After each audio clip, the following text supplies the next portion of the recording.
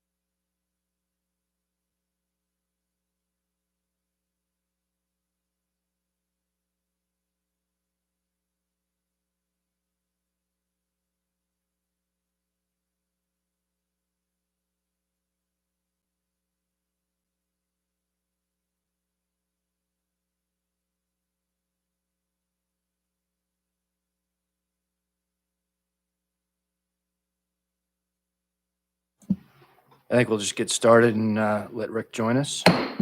Good evening, and ahead of myself. Madam Clerk, would you please call the roll? Good evening, Mr. Mayor. All members of the council are present with the exception of Councilmember Vic Sorick. Thank you. Great, and we'll keep track of when he joins us in closed session. Mr. City Attorney, is there a need for closed session? Yes, Mr. Mayor, we have 4 items. The first is a conference with legal counsel as a result of anticipated litigation due to the significant exposure to litigation pursuant to Government Code Section 54956.9D2. We have 1 case to discuss. Next is a conference with legal counsel regarding existing litigation pursuant to Government Code Section 54956.9D1. We have 1 case to discuss. It's the matter of the City of Dana Point versus the Sunshine Group, also known as the Seaside Inn. Orange County Superior Court case number 3020170091590. Next, we have a conference regarding threat to public services or facilities pursuant to Government Code Section 54957A. We'll be having a consultation with the Director of Emergency Services and the Director of General Services.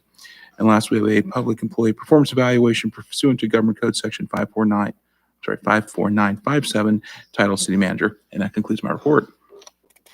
All right, thank you. Madam Clerk, is there any public comment on the closed session items? No, Mr. Mayor. All right, then we are recessed to closed session until 6 p.m.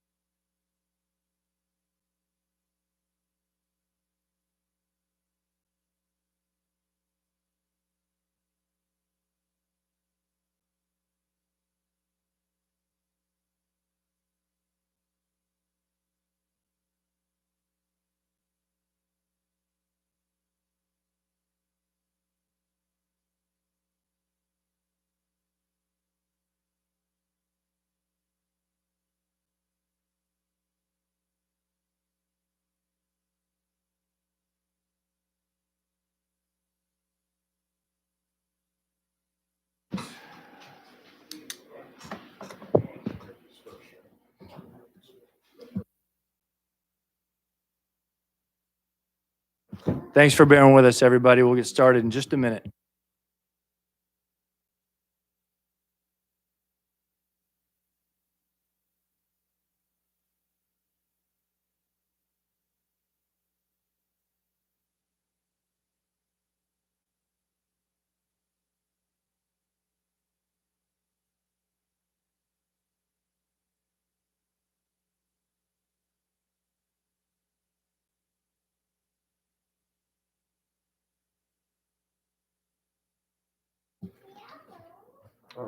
Good. Good evening, and welcome to the Dana Point City Council meeting for June 15, 2021. We're now reconvened from closed session. I apologize for being late. We got a lot of stuff going on in closed session tonight, so thank you for bearing with us. We're going to begin tonight with Pledge of Allegiance, led by Mayor Pro Tem Joe Miller. Please rise.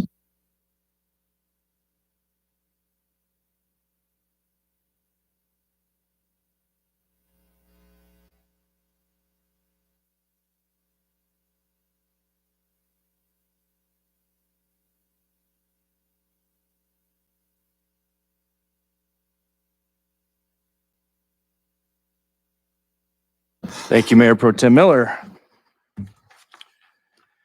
All right, we have a lot of presentations and proclamations tonight, which is fantastic. We are going to start with the employee of the quarter, John Champa. I'll come down and come up front and meet you, John, if you're around.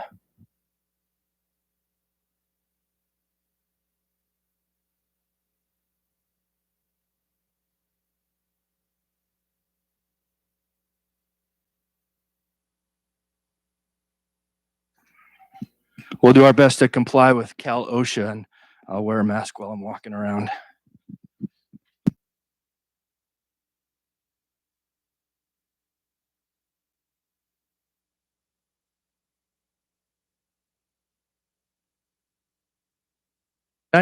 Tonight we're honoring John Champa from our planning department as our employee of the quarter. John has over 15 years experience, was hired by the city of Dana Point in November 2016 as a senior planner.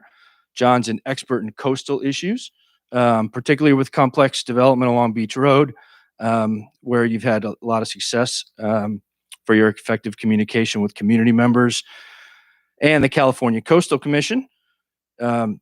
John's support of the city's goal of maintaining significant character through management of the city's historic resources inventory in the Mills Act program, and his expertise proved invaluable during the city's effort to protect Seaside Inn, which is a very important long-time project that the city's been dealing with. John has taken a lead role in drafting regulations affecting short-term rentals in Dana Point. He put a lot of time and effort and energy into engaging an array of different stakeholders to try to get that process moving, and most recently by our adoption of some enforced regulations. John's also responsible for the most complex development projects in the city, which require performing highly complex tasks, that's tough to say in a mask, that require considerable technical knowledge, all while communicating complicated regulations in an extraordinarily professional manner to applicants and citizens. I'm going to just say, in particular, as an example, at a city council meeting a couple weeks ago, John spent 4+ hours in that staff chair on the hot seat, briefing two very difficult, complex topics. You handled it very well. You work extremely hard on behalf of the residents for the city, and we appreciate it very much. So, now and therefore, on behalf of the City Council and the citizens of Dana Point, I get to recognize you, Jonathan Champa, as employee of the quarter, and congratulate you for devoted service to the citizens of Dana Point, and express our sincere gratitude for your service to our community. So here you go.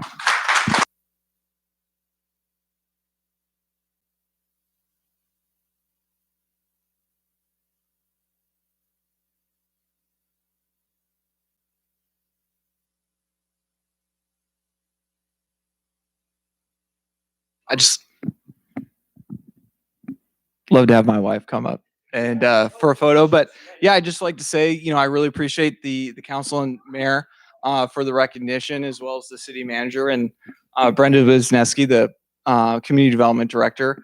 It's a really great place to work.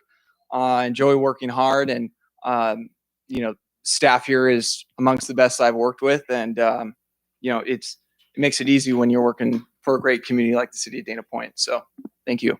Thank you.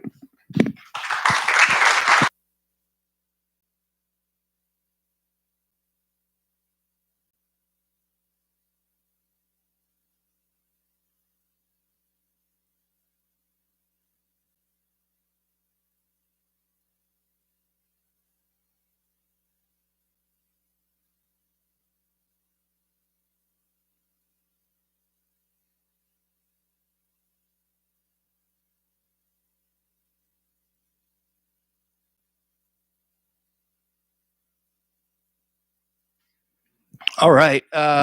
Division 3, Division Chief, Captain Rob Capobianco. We're going to do a proclamation supporting Drowning Prevention Awareness Month. Rob, you want to take this one? You want me to do it? However you'd like to do it. All right. I'm going to say, I'll run through the whereases.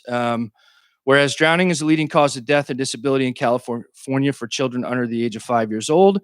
And whereas for every child who dies from drowning, another 5 receive emergency care for non-fatal submersion injuries. And whereas fatal and non-fatal drowning is a silent event occurring in as little as 2 inches of water, including swimming pools, bathtubs, spas, lakes, the ocean, and any other body of water.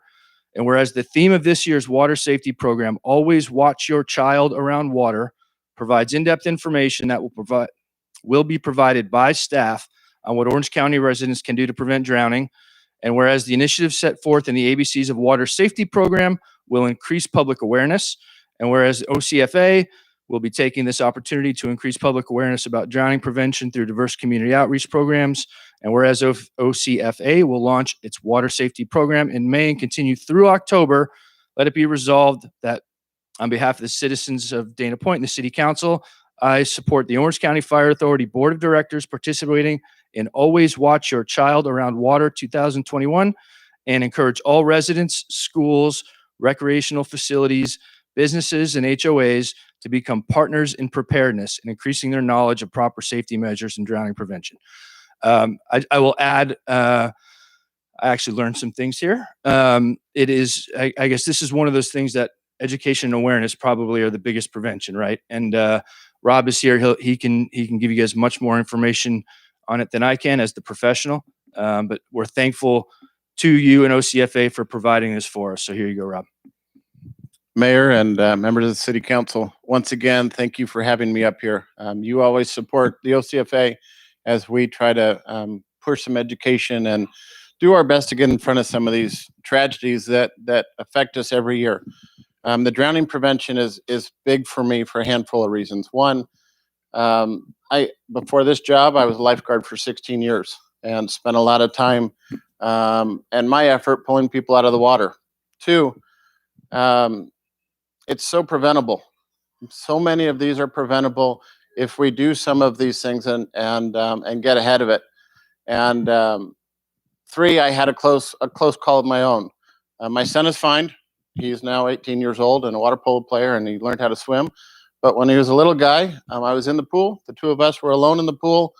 My wife and another couple were up above watching, and it happened so silently. And I, like everybody, there's no way this could happen to me. Lifeguard, firefighter, all of us were sober watching my kid. I'm in the pool with him, and I turned my back for a second, and he's on the bottom of the pool. He was fine. It all happened so quickly, but it was sure an eye-opener for me at how quickly it can happen. So making the effort to do your ABCs, A is adult supervision. That Water Watcher program, I always thought it was so silly being a lifeguard to put a tag on somebody and say, you're the water watcher. But that's the only reason my kid turned out fine, because I was in the pool with him.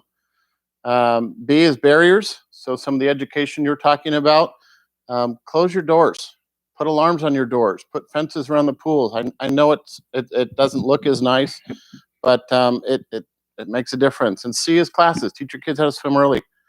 38 of our 95 drownings, 38 were on the beaches and harbors. Dana Point has a lot of risk out there.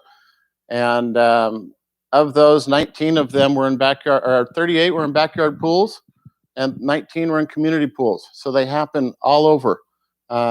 Please help me make a difference this year. And if we can prevent one from happening, and for every drowning we see 5 to 10 going to the hospital, and some of them with long-term effects. So please, please, please, if we can just prevent one of these this year, then it's successful. And I want to take a second and introduce Tom Moon. He's our new battalion chief down here, Battalion 6. So hopefully you start seeing more of them, and I'm going to make him speak next time. Perfect. Thank you again. I Thank do you. appreciate it.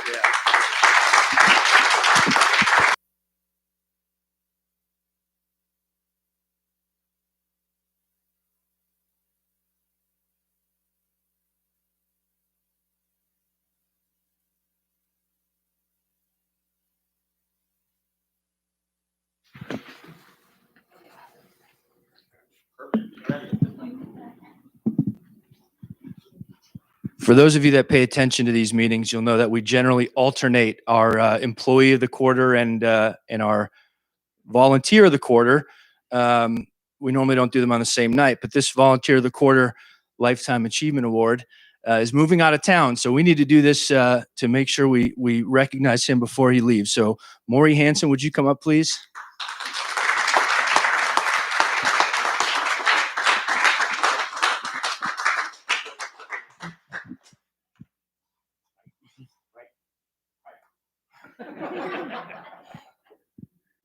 I am going to breeze through the whereases. Most of you know more about Maury than this one document could ever fill.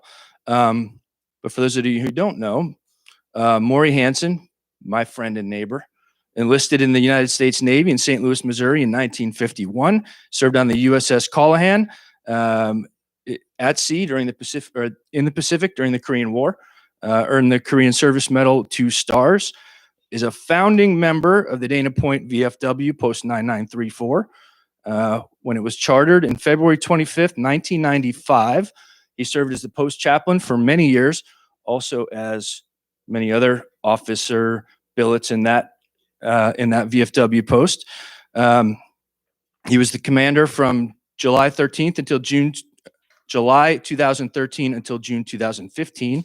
Under his leadership, for 2 consecutive years, the post received VFW Department of California Award and as an all-state post, and the prestigious All-American Award from the National VFW. Maury has done a lot more than that, and I think because we, especially here at City Hall, see so much of the VFW and what the VFW does for our city, it's very much sort of makes sense to award you for the things you've done for the VFW. Maury's a longtime member and leader of South Shores Church, a leader in our community. And I'm gonna give you a couple little stories about some of the things Maury does. For years, Maury drove a box truck down to Camp Pendleton weekly and has delivered tons, $1 million worth of food and furniture to the young Marines and sailors at Camp Pendleton. Actually driving a truck down there and enlisting some help sometimes doing it himself. Where'd you get that truck from? Did you rent it, buy it, stole it? The VFW pays for it. But those young service members who make sometimes barely above the poverty line on salary, and they've got young families, Maury took it upon himself for years to bring that truck down there and make sure that they had some extra stuff to fill their homes, to fill their refrigerators. He's a long-time member of this community. I'm going to guess you've lived in your house that you just sold 38 years, 39, 31 years, 32 years. Okay. He and his lovely wife, Bonnie, are moving to Virginia to be closer to their daughter, who just moved out there herself, and to be near their family. You guys have about a dozen grandkids and 100 great grandkids, something like that, right? 100 kids about that.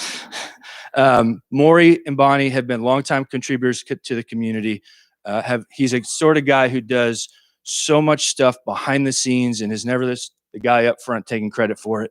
In addition to doing the invocations for such a long time here at City Hall meetings, Maury, it is an honor to thank you for everything you've done for our community. We wish you fair winds and following seas.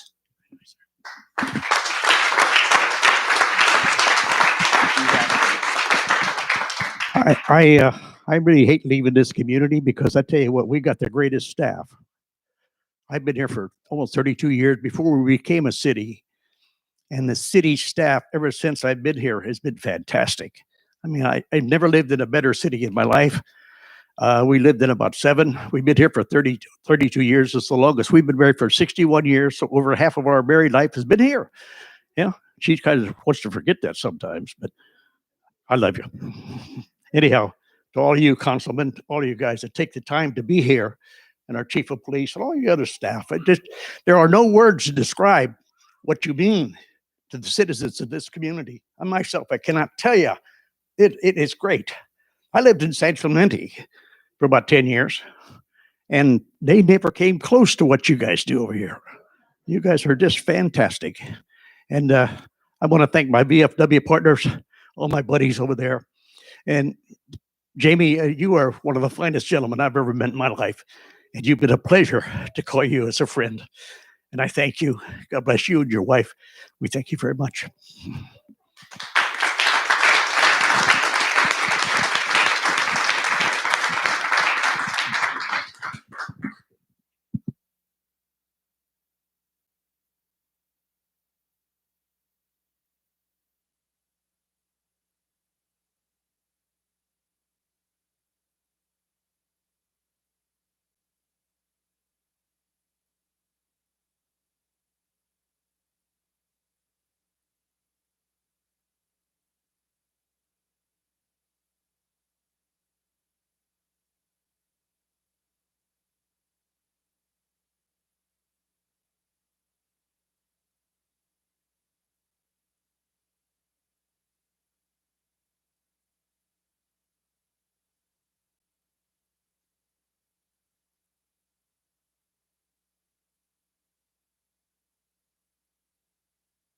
The community truly are going to miss the Hansons. Bonnie and Maury, thank you for everything you've done for the community for all these years. Really the type of people that make this place a special place. And Captain Monteleone, you want to come up for this one? We have a certificate of recognition for Deputy Kendra Norwood. Deputy Norwood. Would you like to speak first or have me read it first? All right. Deputy Norwood. All right. It's my pleasure to recognize Deputy Norwood as the Deputy of the Year for 2020. I'm going to try to read this without missing too much of it. Whereas our law enforcement officers are guardians of the public's life and property, defenders of individual rights to be free, and warriors in the battle against crime. It's impressive. And whereas, after serving as Deputy Sheriff in the Orange County Sheriff's Department for 9 years, Deputy Norwood transferred in 2018 to the city of Dana Point as a patrol deputy. Shortly thereafter, she was selected as the city's school resource officer, a position tasked with great responsibility, mentoring and protecting students at Dana Hills High School. Whereas Deputy Norwood, being the utmost team player, puts the needs of citizens at Dana Point first, whether reporting for duty at the high school, assisting in patrols, or responding to a citizen's call for assistance, all while utilizing her experience, positive attitude, and eagerness to perform whatever duty is needed. Whereas Deputy Norwood has been nominated for the Medal of Life Saving, received the Medal of Merit, and as well as several commendations praising her exceptional conduct, all due to the thorough and conscientious work she puts forth. Whereas not only is she an outstanding law enforcement officer, Deputy Norwood is also a skilled administrator, a lifelong student, and a humanitarian. Deputy Norwood planned a local National Drug Take-Back Day, partnered with Operation Secret Santa and Cops Care, providing for families in need. Whereas Deputy Kendra Norwood is a tremendous asset to the city of Dana Point and unanimously voted Deputy of the Year for 2020 by the Dana Point Police Services personnel.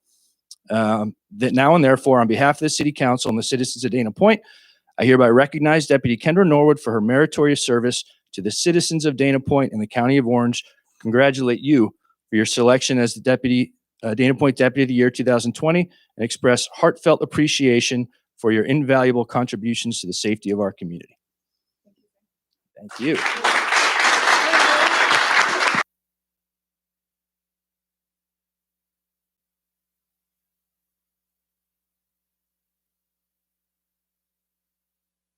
I just want to thank you. Most of you don't know, but Kendra is no longer with us. She has moved on to bigger and better things, but you are already missed. Thank you for everything you've done for the city. Thank you for everything you've done for the sheriff's department, for the schools. You were by far top notch in everything you did, and your shoes are going to be irreplaceable. So thank you from the bottom of my heart. I appreciate everything you've done. And good luck to you in your new assignment. Yes.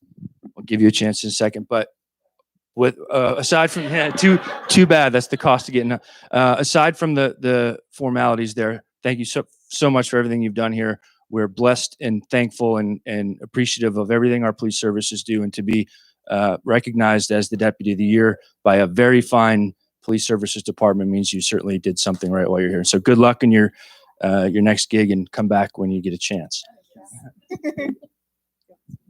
Yeah, I don't even want to say. I know I'm really spoiled here in Dana Point, so I already miss everyone here, but thank you for everything.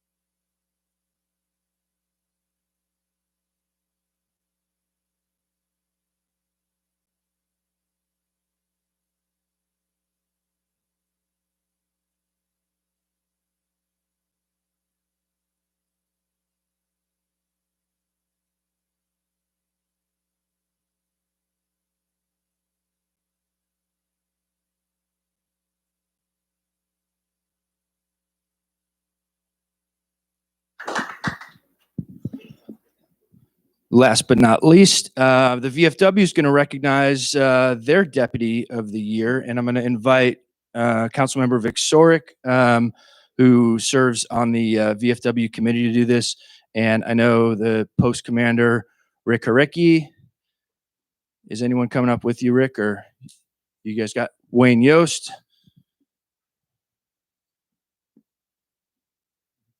Go.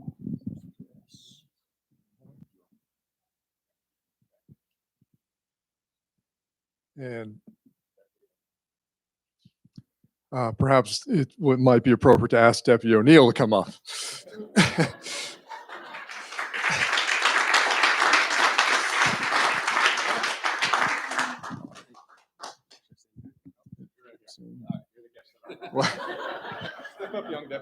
Well, good evening, ladies and gentlemen. As the mayor mentioned, I'm not only privileged to be on the city council, but I'm also privileged to be a member of VFW Post 9934, where I'm allowed to serve as the chairman of our law enforcement officer, firefighter, and EMT of the year. So what we do is every year we do honor a law enforcement officer, and some of the criteria that we look at are length of service and the outstanding performance of duties over a period of time. And this year we are privileged to honor Deputy O'Neill with the award. I am here with our commander, Commander Harecki, as well as our former past commander, Wayne Yost, to present you this award. So let me just say a few things about you to tell you why you were chosen this year. Again, over the period of time that you've provided the excellent services to our community, we really want to thank you. You've been a deputy since 2014, correct? Yes, sir. So 7 years he has been serving the people of Orange County, and came to Dana Point in 2017? Yes. 2017, okay. So over 4 years he's been serving us here in Dana Point. He's a drug recognition expert, and he's made in excess of 100 drug-related arrests to keep our community safe. We thank you for that. And really what I wanted to fast forward to was March 14th, 2020. You and your partner, well, I should tell the people, you know what you did. Deputy O'Neill and his partner assisted a citizen who had a traumatic medical issue while driving on Doheny Park Road. Deputy O'Neill quickly assessed the situation, and he saw that the citizen was not breathing and had no pulse. So he and his partner performed several rounds of CPR successfully, resuscitating the individual. His vast experience in dealing with life-threatening situations proved invaluable during this incident. And I think I neglected to mention you were also an EMT before you became a deputy as well, right? So Deputy O'Neill is just an example of all the great deputies that we have here in Dana Point. And so every year when we choose, it's always difficult to choose, but the person who receives it is always very deserving of it. And so I want to say thank you and congratulations on behalf of the VFW. And with that, I'll turn it over to our commander to present the award. Thank you, sir. Hold on, this one. Sure. Before we present this to Deputy O'Neill, if you could all look towards the doorway and look at all these young men and women over there in their green. Few people, yeah, smile. Few people really understand what it means to be a law enforcement officer, and the meaning and the work that they do. It's more than just breaking up loud parties and writing tickets and directing traffic. You know, I wish it was that easy, but it's not. Every decision they make affects society in some manner, shape, way, or form. It's a job where their actions and their job, when they do it, half the population applauds them, the other half want their resignation. Every day in America, American law enforcement officers leave their home and their families, and when they leave, they think, it's the day of the day I end up on social media. It's the day of that demonstration that you talked about. God, I hope I don't get another dead body call. Or worse than that, they think about, are all my brothers and sisters going to go home with me tonight at the end of watch? They go to work anyway. They strap on their equipment. They walk into the station. They walk into the jail, or they crawl inside of a black and white to work their tour of duty for us. Why do they do it? They do it to defend us from the evil in the world, to keep us safe, to guard against those who would do our families harm. And they do it willingly and would sacrifice their lives for strangers. Why? Because they're heroes. And we owe them respect and our eternal gratitude.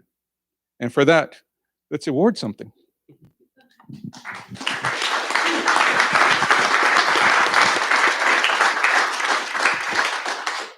To Deputy Thomas David O'Neill, in grateful recognition of unyielding adherence to the highest ideals of law enforcement in maintaining and preserving and protecting the lawful rights of all citizens by the Veterans of Foreign Wars of the United States, Dana Point 9934, 2021.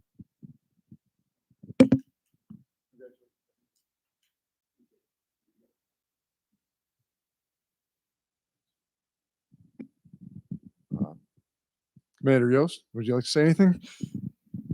So Deputy O'Neill, in addition to our local VFW post, which has about 275 veterans, all whom served in a combat zone overseas, we also belong to District 2 of Southern California, which consists of 17 VFW posts with well over 2,000 members. Not only were you selected locally here at our Dana Point post, and this encompasses the city of Dana Point, San Clemente, Aliso Viejo, Laguna Niguel, and Laguna Hills, but on behalf of our District 2, which I am the Senior Vice Commander of, I'd like to present you with the Deputy of the Year Award from District 2. And it says California VFW District 2 Recognition Award Certificate of Appreciation presented to Deputy Thomas David O'Neill in grateful recognition of unyielding adherence to the highest ideals of law enforcement in maintaining, preserving, and protecting the lawful rights of all citizens. Congratulations. Oh, man. I didn't plan a speech, but thanks, guys. It's a great city to work in, working with the staff here, as well as my partners. So thank you.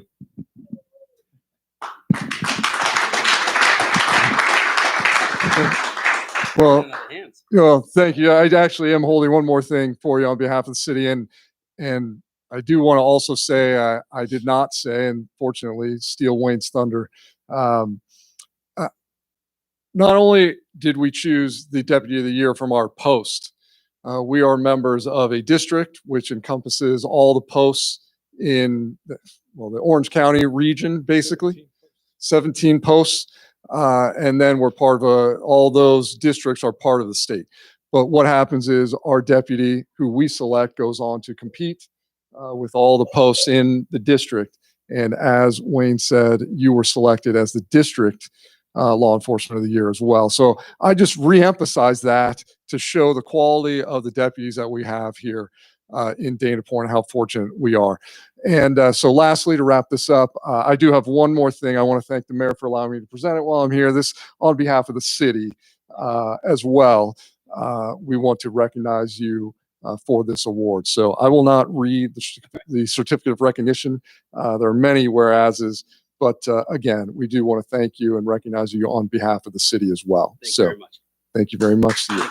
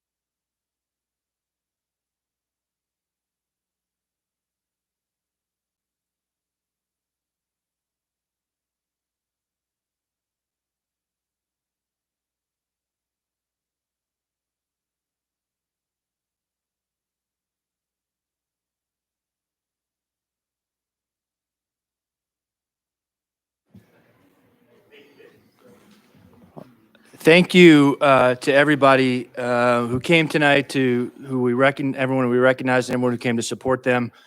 It is a business meeting, these city council meetings, but quite frankly, I wish we could dedicate more time to doing this. Cities are not just about business, they're about community. So thank you all. We very much appreciate everything you do to contribute to our community. So thank you. All right. Moving on with the less rewarding part of tonight's program. Madam Clerk, do we have any ordinance titles to read? Mr. Mayor, I do not have any this evening. Thank you. All right, thank you. That brings us to the consent calendar. All matters listed under the consent calendar are considered to be routine and be enacted by one roll call vote. There will be no separate discussion on these items unless they're pulled by the city council, the public, or staff. Are there any items to be removed by the public, Madam Clerk? No, Mr. Mayor. Staff, Mr. City Manager? No, sir. Council? No? Then I will move items 1 through 10. Second. Motion and a second. All those in favor? Say aye. Aye. Any opposed? Madam Clerk, those pass sounds unanimously. That brings us to public comment. Madam Clerk, do we have any general public comments tonight? We do have one. Okay, for the speaker we have, there's a 3-minute time limit per person tonight, all night for public comments. Overall time limit of 30 minutes for the general portion of public comments here on the agenda. Thank you. All comments are asked to be directed to the city council and shall not consist of any personal attacks. Members of the public are expected to maintain professional courteous decorum during their comments.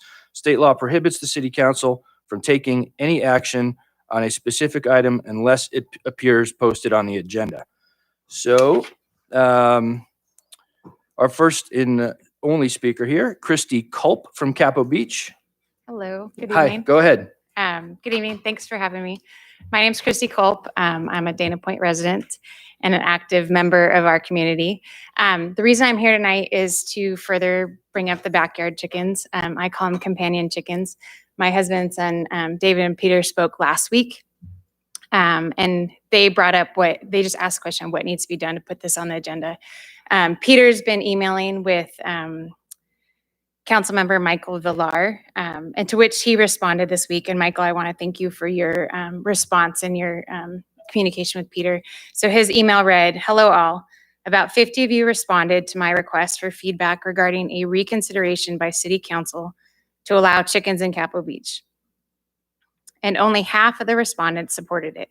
Since this is an item that was recently debated and voted on by the City Council, and since there was not an overwhelming demand by this group to support bringing back chickens to Capitol Beach, I will not be bringing this up as an agenda item. I really appreciate the feedback from the community, and I am grateful to all of you that let me hear your voice. We all share this community, and as your councilman, I want to make sure I'm representing the majority of our residents the best that I can. The only way for me to do this is to hear directly from you, and these surveys will allow me to do that.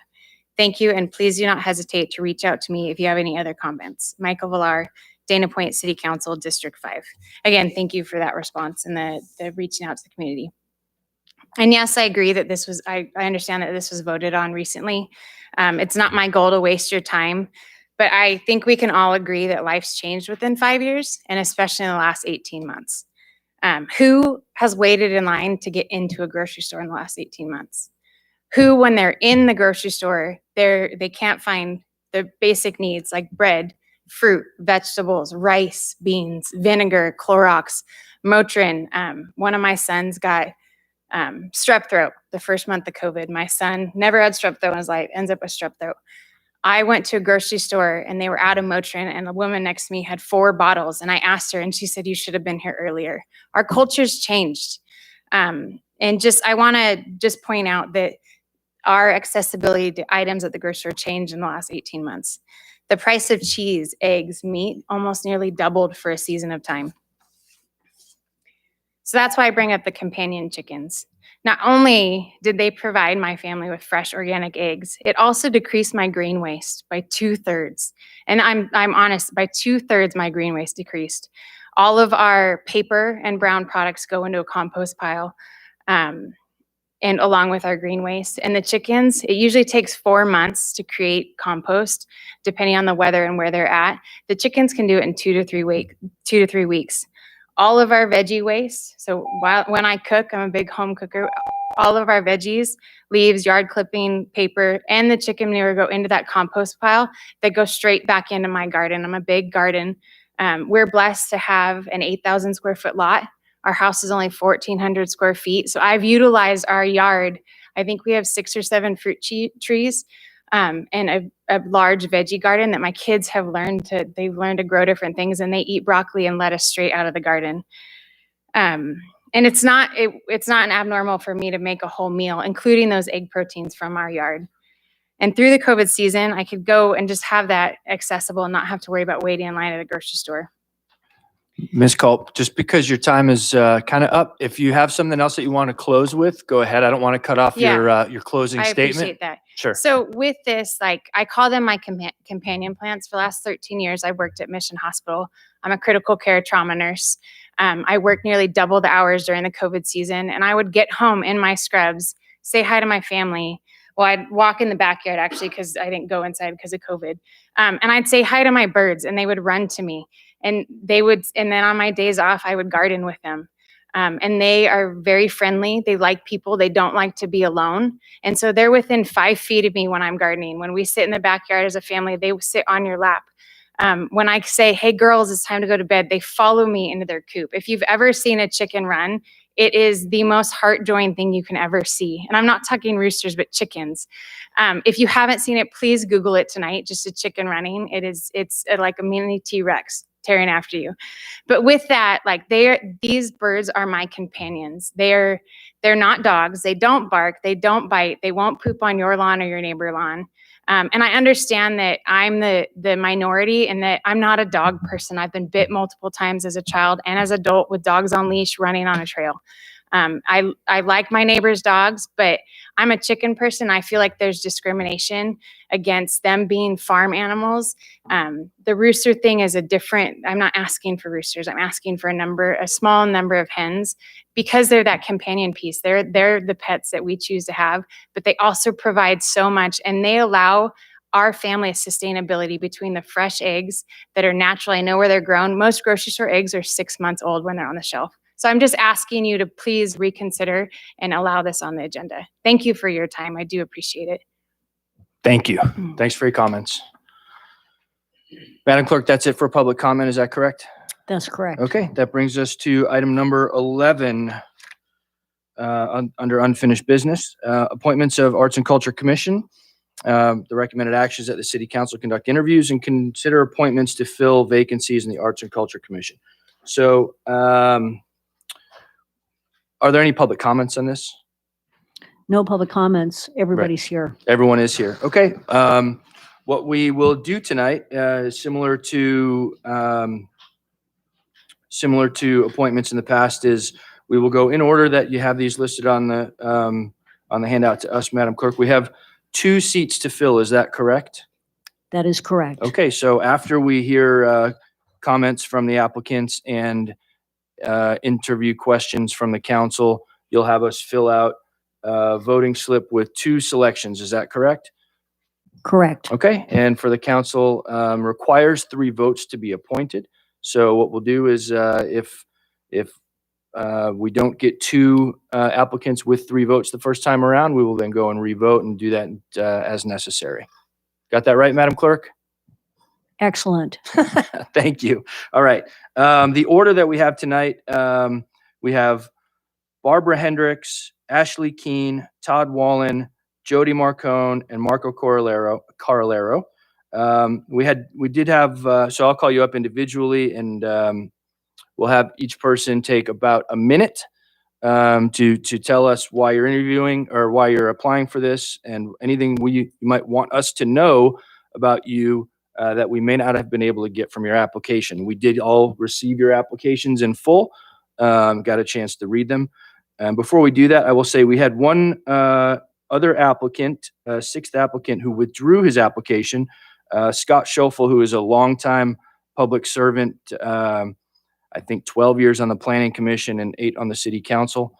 I would like to thank Scott Schoeffel for his 20+ years of public service directly to the city, and thank him for considering applying to this position, and hope he finds something great to do with arts and culture in the city. He, for those of you who know him, he is very dedicated to the arts. So thank you for considering applying, Scott. With that, Miss Barbara Hendricks, you can take the podium, please, if you give us a minute to give us an overview or anything you'd want us to know that we might not already have. I Thanks. thought I only had to submit something in writing. Public speaking is not my forte. I'm a visual artist. I've worked as an artist my entire life. I exhibited at the Pageant of Masters for 33 consecutive summers. But I also worked for the Resolution Trust Corporation in the legal department during the banking crisis, as you all remember. And so I kind of have a 2-prong lifestyle. I love the legal aspect, but I also made a living as an artist. So I think I'm well-rounded for this position. And I would love to give back to my community, and I'm happy to see you as mayor, Jamie. I remember the day you came to my house. I really drilled you on that cul-de-sac and you came through. So I like people that are true to their word.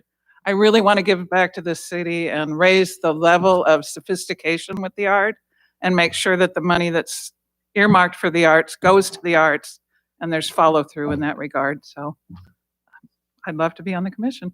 Great, thank you. If you stay up there, what we'll do is we'll allow council members to ask questions if they have them. We'll start with Councilmember Frost. Do you have any questions? Hi, Miss Hendricks. Hi, Mike. I do see the Festival of Arts up in Laguna, and I do think whether it was pushed by the city organically, I think Laguna Beach does have sort of that culture of arts and whatnot. Do you Correct. feel as though components of what Laguna does, you're able to bring down here and some of those ideas? Not necessarily, because I think that's a unique venue to Laguna Beach, but I think maybe we could create something of our own here and make the arts more visible in Dana Point.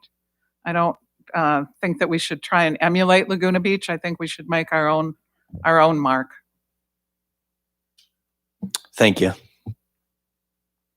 Mr. Villar? Can you just give a couple of specific examples or specific ideas of things that you would like to see if you got on this commission? What are some things that you think we might be lacking? Just some very quick Well, things. just for, as a visual person, and I don't mean to be critical, and I was a goldsmith my whole life, so I measure things to the 10th of a millimeter. So I'm, you know, the new signs that were put on the lampposts, I don't know if that's part of the Arts Commission or not, but they're visually extremely busy. I think that if you're going to do something visual, it needs to be clean and simple. And so I'm kind of not all that excited about those, but I think we could put up some things that are a little bit more exciting. I think we could create maybe some competitions. Artists are always looking for venues. They're always looking for things to do. And I just think that if we put our heads together on the commission, that we could come up with some interesting projects. Thank you. That's it. Mr. Exork, anything? Thank you, Mr. Mayor. I actually had one question that's very similar to Councilman Villar's, but it's the motivation to be on the committee. Is it something specific that you want to accomplish, or is it just you want to give back to the community and be a part of it, and you're going to work with the other commissioners? Well, I just retired from the festival after 33 summers. And so I've always been involved in the arts. And so this would just be another venue for me to stay involved. And I was very involved in committees at the Festival of Arts. I was on the committee that was the liaison to the board of directors for many, many years. And we brought all our issues to the board that were related to the arts. So I'm familiar with that structure, and I just want to be involved. I just like being involved. Okay, thank you. Mayor Pro Tem Miller, any questions? Thank you, Mr. Mayor. Ms. Hendricks, you mentioned that we shouldn't try to emulate Laguna Beach. We should create our own space. How do you think we should go about doing that? Well, that's a really good question. I don't think I can answer that in a minute.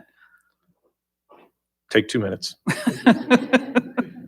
I don't know. I mean, I attempted that at one time. I don't know if you remember, you had the coffee shop next door to my building, I believe, at one time. Am I correct or no? No. No? Okay, well, J.C. Beans was next to me. I don't know who owned that, but I was in the building that's next to Starbucks for 20 years. I had my business in that building, and we named that building the Dana Arts Center at one time. And there were a number of art-related businesses in that building, and we tried to create a venue for the arts in Dana Point, and a lot of city council members came to our events. Lisa Bartlett came, Diane Harkey came, Wayne Rayfield came, and we really kind of had a going thing at that point in time. So I don't know exactly what we would create. I just, I need to put my thinking cap on. Okay. But we did do, we did create that at one time, so I'm sure we can create other things. Okay. You're thinking of Russ Chilton, by the way, who's Who? Russ Chilton owned J.C. Oh, yeah, Beans. okay. So, Anyway. So I've been around this town for a while with the arts. exactly. So, do you think the visual arts is the only thing that we should be focusing on? With the Arts Commission? Yeah. I don't know what its other little tentacles are. I don't know all the aspects of what would be involved. I probably should have done my homework on that, and I didn't. Okay. Thank you. I saw arts, and that was me. All right. Okay. Thank you. One quick question, Ms. Hendricks. It's the Arts and Culture Commission. I think a lot of us think about the arts, whether it be visual or musical or graphic or any other type of arts, performing. Is there anything that it's difficult to put our finger on what the city's culture is, the other half of the name of that committee, but is there anything, what is it do you think that's unique about our culture that can be exploited, crafted, curated to help, enhance residents and visitors' experience here? Well, I know you're trying to create a city center with all the building that you're doing. I don't know what kind of businesses have applied to be in those spaces, if there'll be opportunities for pop-up shops, whatever. But I see Dana Point's culture centered around the harbor and boating. I see it centered around surfing right now. I don't see it as, like Laguna Beach. I mean, that's an art colony. And I see us as those two things right now. And I'd like to make it be a little more sophisticated as far as the visual arts. I'm not really involved in the performing arts that much. Yeah, my forte really is the visual arts. Thank you. Any other questions?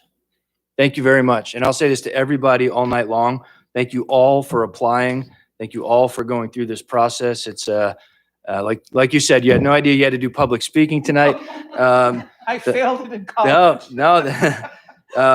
The Brown Act makes us do these interviews in public, so it's not a fun process, but I appreciate everyone. We all appreciate, and city staff appreciate everyone taking the time to even go through this and come up here and spend your Tuesday night with us, so thank you. Ashley Keene, next, please. A short introduction to us, if you would, and then we'll ask you some questions. Hello, my name's Ashley. I've been born and raised in Dana Point. Grew up living across the street from Strands and going on walks and runs on the beach over at Salt Creek and Strands my whole life. And in the last 15 to 20 years, I've been full-time painting and have been inspired by the beach scenes, the hills around here, just the natural beauty of the area. And so I've made it my mission to be working with cities. I've worked with Dana Point and worked with the Elephant Parade to contribute my creative ability to different events that we've had in the past. So when I saw that this came up, I thought that I would, put my my application in there because I would like to continue to give back to the community and would appreciate that opportunity. Thank you very much. I'm going to switch it up your first questions and we'll move it around so no one has to ask it the first one every time. Go ahead, Mr. Villar. Sure. Thanks, Mr. Mayor. So my question is going to be the same to everybody is, do you have any specific ideas, maybe one or two ideas that you can share with us off the top of your head that you'd like to see implemented? Yeah, I think maybe more live art events where artists can participate in maybe concerts in the park or, they can sell their art, maybe just do it while they're there.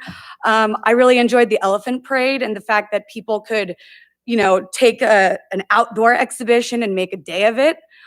So things like similar to that maybe, and just creating our own unique arts and culture in Dana Point, and things to get the community more active in the arts as well.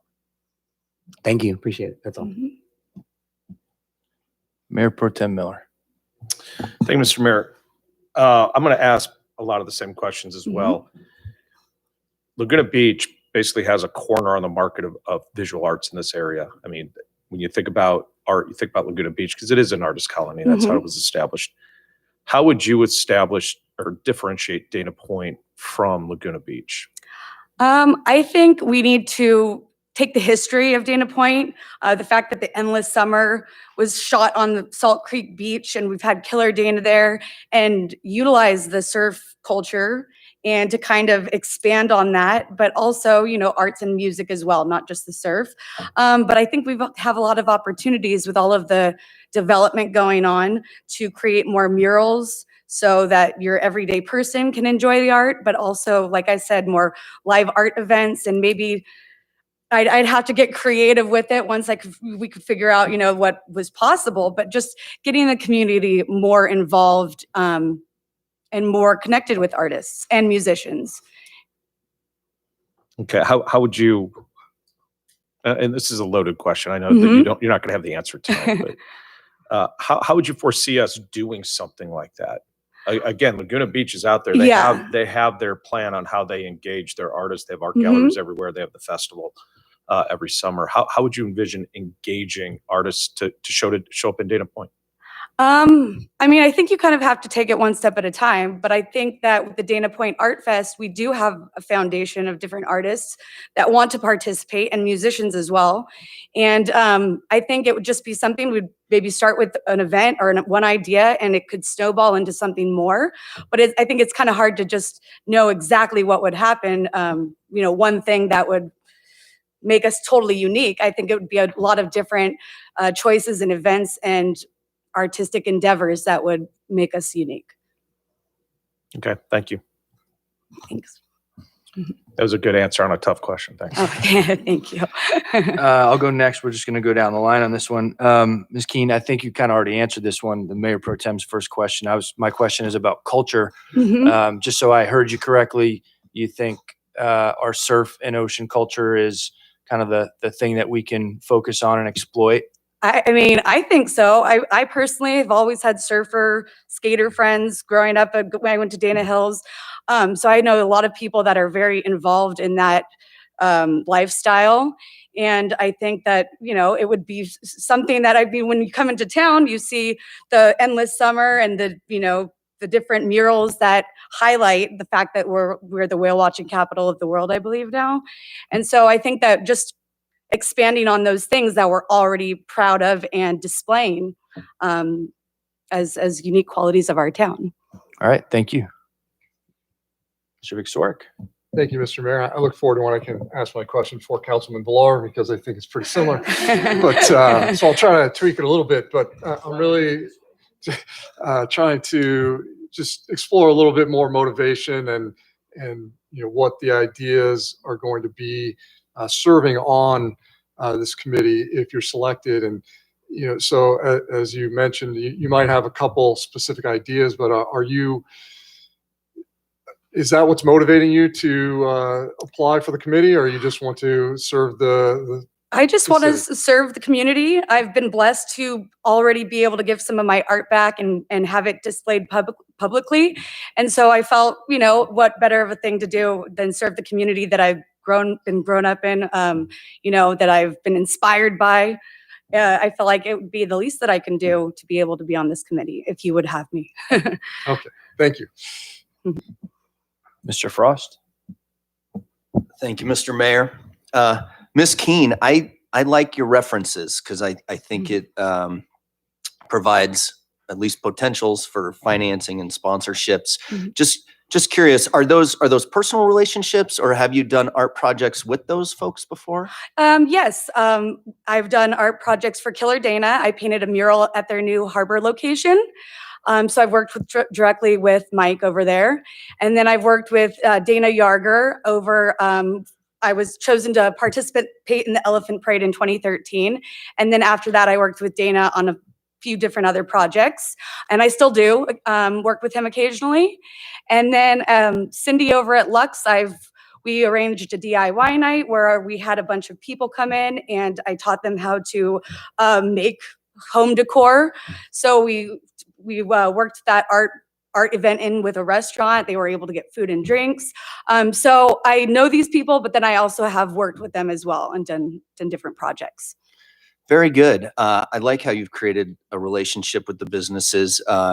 Just a bit of background. I haven't been on the council that long, but I can sense a lot of people come to us with great ideas, cultural ideas, art project ideas, and we can't say yes to everything. We have limited resources.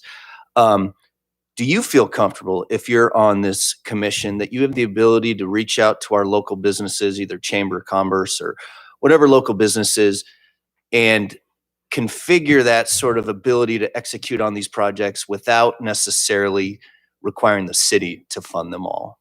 Definitely. I Okay. think that there's a lot of ways you can get creative with these kinds of things without having to have funding for every single idea.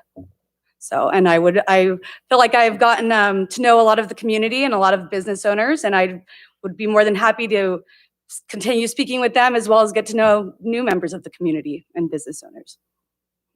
Thank you. Thank you, Mr. Mayor. All right. Thank you very much. Any other follow-up questions? Thank you very much, Ms. Keen. Thank you Appreciate very it. much.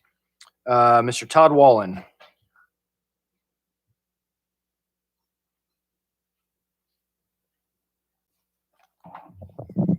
Hello. Hello, Mayor and City Council members. My name is Todd Wallen. I am very interested in participating in the Arts and Cultural Commission. Things that may not have been on my application there. I've been a resident for 22 years. I've been an advocate of the arts for the social program at the high school. My son attended there all 4 years and now is in the School of Arts at Tisch at NYU. So I have a little bit of a background in understanding the arts. I can tell you there's people that are applying for this commission that are definitely more artistic than I am. My drawings are not anything to be proud of. I come to you guys with a little different take. You heard a lot of people asking ideas about what would we do. What's lacking so far, what I can tell in the commission in the past, it's the execution part of how do we have a business model, or how do we have the actual capacity without having way more weight on the city and the staff to be able to bring world-class events to Dana Point. We have as good or better infrastructure than Laguna Beach has. The reason that the other people, why they get the corner of the market, is because we're not offering the opportunity for them to come see what we're doing. We have a luxury brand with 5-star hotels that if we energize the key stakeholders in this city, we will not only create new events, we will attract all the other world-class events that are produced, and they want to come do business here. But it takes a special, it takes a business model. It takes being able to break these things down and vet these and know which ones are best for the city, the cultural aspect of it, the arts aspect, and financially. There are cities that I've worked with, Irvine, Huntington Beach. They produce and have a lot of events that their commission almost as a standalone division that works with the city and are really good team players. But they come at it in a different way because they generate revenue. And that revenue is used to fund all the other art projects in their cities. We have that ability here in this town. And that's the reason I want to volunteer my time. I've produced events now for over 40 years, large events. I've sold millions of dollars of sponsorships. I know a lot of the key stakeholders in this city that if we bring them all together and get everyone rowing in the right direction, you'll start seeing world-class events, and we'll start putting heads in beds. We'll bring more business to Dana Point, and I guarantee it, Laguna Beach will not have a corner on the market anymore. Those art events they do, I want to say they've been around and they're established. There are new ones that are coming out that we can be the leader in. And, and it's not fair to put all this on the city. I mean, you guys funding them and asking them to go do a lot of additional work. To bring in world-class events takes time. It takes everyone being able to put out their hand to these guys and make them feel comfortable coming to Dana Point. I know how to go do that. I've done that with other cities, and I know all the key event promoters that do various events from dog shows to Concours de Elegance to music festivals to music events. They're all out there, and they want to come here. We just got to give them the opportunity and show them what we want, why we want them to come to our city. So I do come at it with a different take. I like the art. I mean, the art, and I've gone through all the agendas from this past year and everything they've done. Fantastic work. Everyone on the committee has done incredible job. But we need to change this a little bit. We need to pivot. And if you guys, if we keep the key art part, but we pivot the business model and try to really become the dynamic city and bring in dynamic events, this thing will start snowballing, and we will become what's known as the place to come to do events in Orange County. Thank you. Thank you very much, Mr. Wallen. I will take the first question. Mr. Vicsoric will go next, so it doesn't get trumped. Same question that I've asked earlier. So within your vision of events, how do those or what parts of our city's culture would we want to make sure that we take advantage of?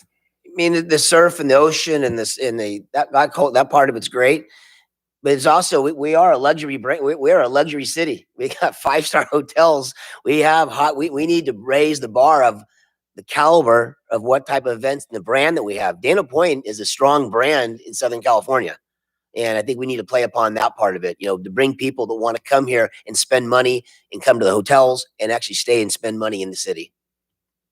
Do you think that there's a way to marry those two things? Is there a point where the surf culture crosses with the Ritz-Carlton? Well, they used to do the Waterman's Ball there, so I mean, there is a cross that goes there for sure. Our surfers, with the right marketing and the right presentation, sure. I mean, the surfers they like going to music events. They like going to the right kind of festivals, and it's a matter of just making it. It's got to be packaged and marketed properly. Yep. Thanks, Mr. Vicsoric. Thank you, Mr. Mayor. I am also asking the same questions, basically going to motivation, but I'm going to say a few things first, it's kind of my impressions. So tell me if I misinterpret anything that you said.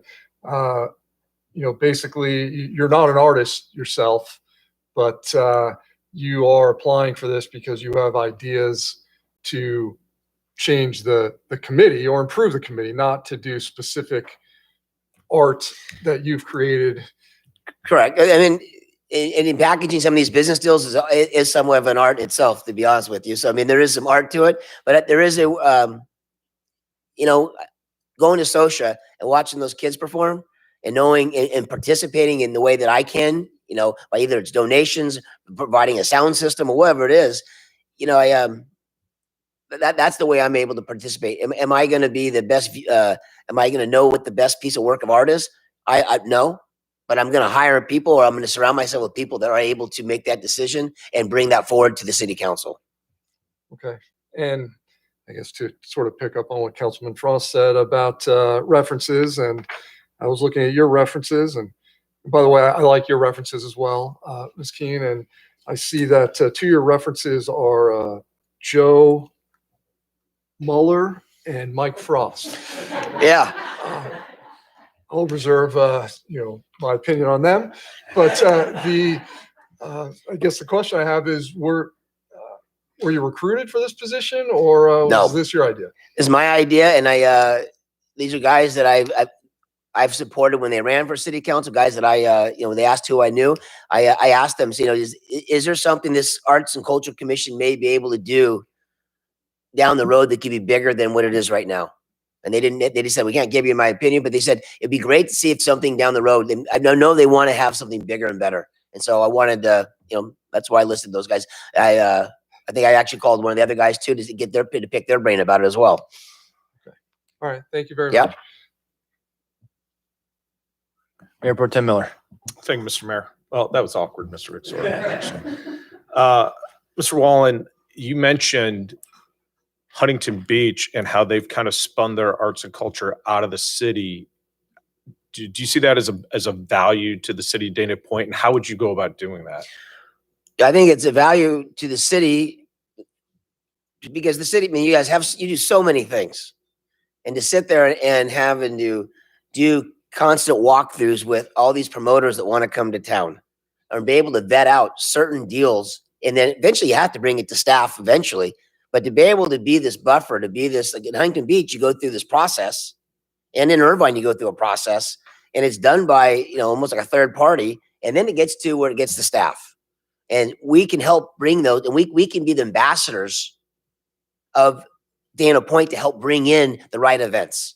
The staff doesn't have, I don't know if they have the ability to do that, or do they have the time necessary to invest in doing that.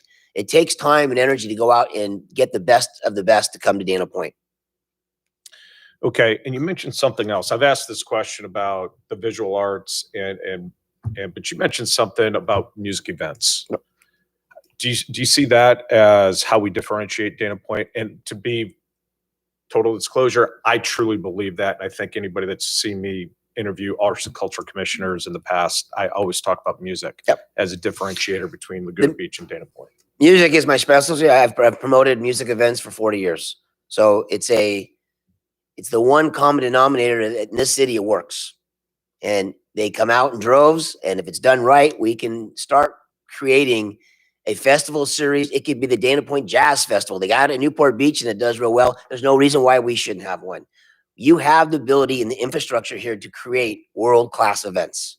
Those hotels will get on board big time. They want people coming here, and they want people coming on a regular basis during their, we create events during the during the off season. They want those things. They looking for someone in the city. They're looking for a catalyst. They're looking for a way to energize the key stakeholders. Also, the key things, we can bring in outside money, the sponsorships that are available. There's a key. It's not as easy as you think, but they are available. I've sold millions of dollars of sponsorships. We could have all these things funded, so there's no downside to the city, and it's nothing but a win. I know that we can sell sponsorships and create these events within the city at no risk or cost to the city council and to the city. Okay, thank you. Mr. Frost? Thank you, Mr. Mayor. Todd actually applied or asked me if he could use the reference. So I did not ask you to run, but I'm Nope. glad you are. Is it fair, and I'm learning as I listen to you, is it fair to say that the strategy in promoting our culture and brand, at least your strategy is basically agnostic to our culture? I mean, are you going to go through the same processes of grabbing sponsors, whether it's fine arts and a jazz fest or a backwards hat Ohana fest, right? Is it fair to say that it's for Well, you? it's more city about first. We process? have a brand. Dana Point is a fantastic brand. So that's the first thing we lead with. People want to come here. We just got to give them the reason. We got to give them the opportunity to come here and tell them why they should be at our city versus other places. Long Beach is doing events all the darn time that we could easily host here, and they're filling hotel rooms up with them. We should, they don't have, our infrastructure is very similar to what Long Beach has. They do have some bigger facilities, but we have stuff that we can create here as well. We have the ability to do it. It's a matter of getting everybody on the same page, everyone agreeing to the terms, and then letting us go out as ambassadors to go out and create and bring these guys into the city and say, here's why it'll work here. And that's all it takes. But that is a lot of hard work, and that's a lot of getting a lot of people on the same page. Thank you. Mr. Villar? So, Mr. Whalen, I'm struggling a little bit with the specifics of your vision. I like that we have the Ohana Festival and the Blues Festival and maybe 2 or 3 other events that go on down at Doheny, but I don't know that we have the capacity to do more than that. And it feels like, and maybe I'm misinterpreting, that you want to see bigger and more events than what we have, almost like a Huntington or a Long Beach. And you said that Long Beach has venues for that. We don't, or at least I don't think. So give me some specifics of Well, I what think you're we talking should. about and what venues we would do. So I just got back from Pebble Beach. They had the Concourse de Elegance up there, and they do a great job with that.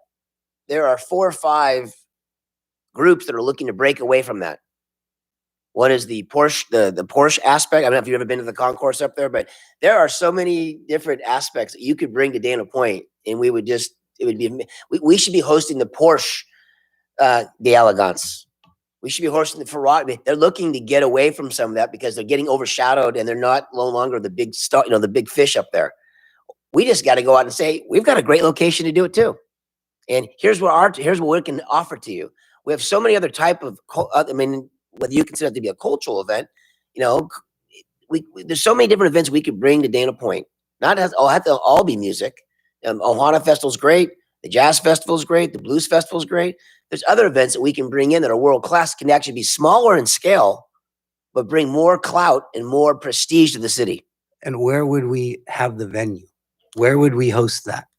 In Doheny at the beach? That's one location. The people at the Waldorf have they have some space. We're not talking 10,000, 20,000. We don't have to have. See, that's my struggle. No, That's what I'm thinking. We're talking, you can produce intimate, you could have a 3,000 person event to bring more prestige and more clout to Dana Point with more press and more media than a 50,000 person event.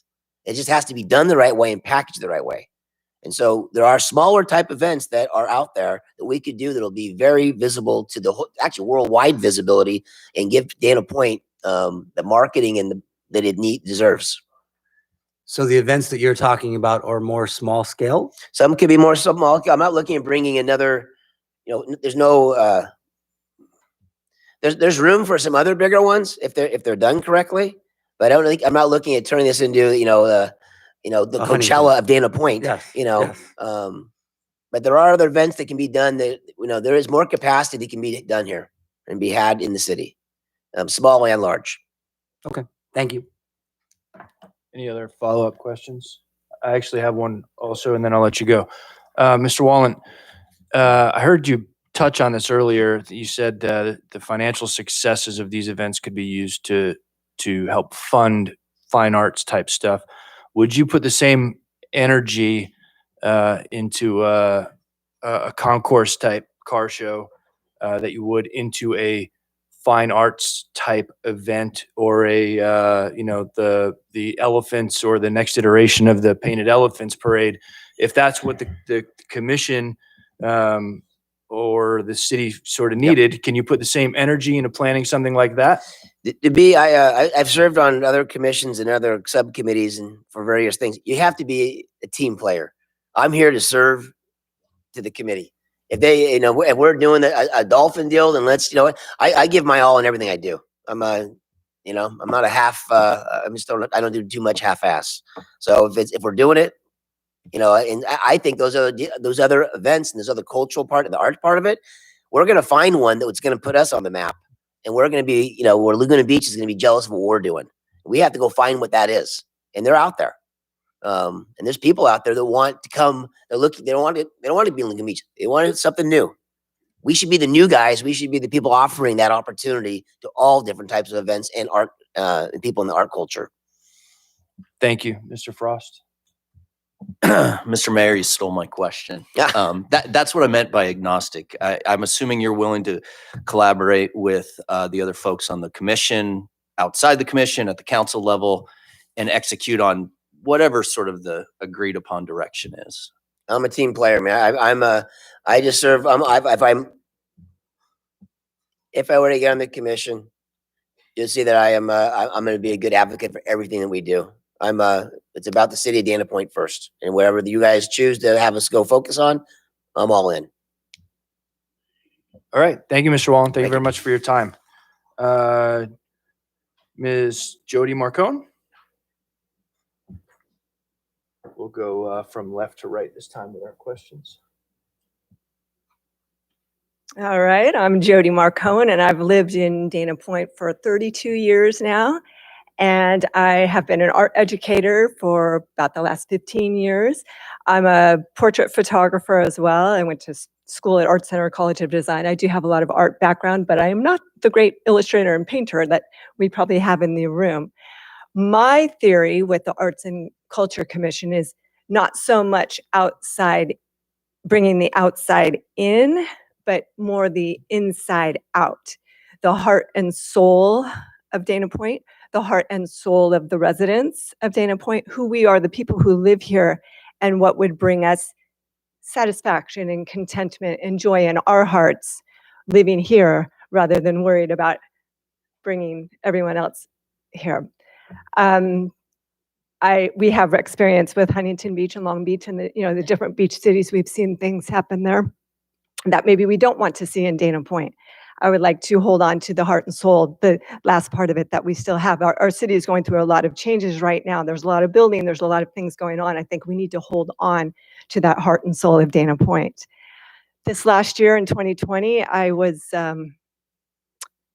able to participate in a unique art experience, one that brought home the seriousness of small art in Dana Point.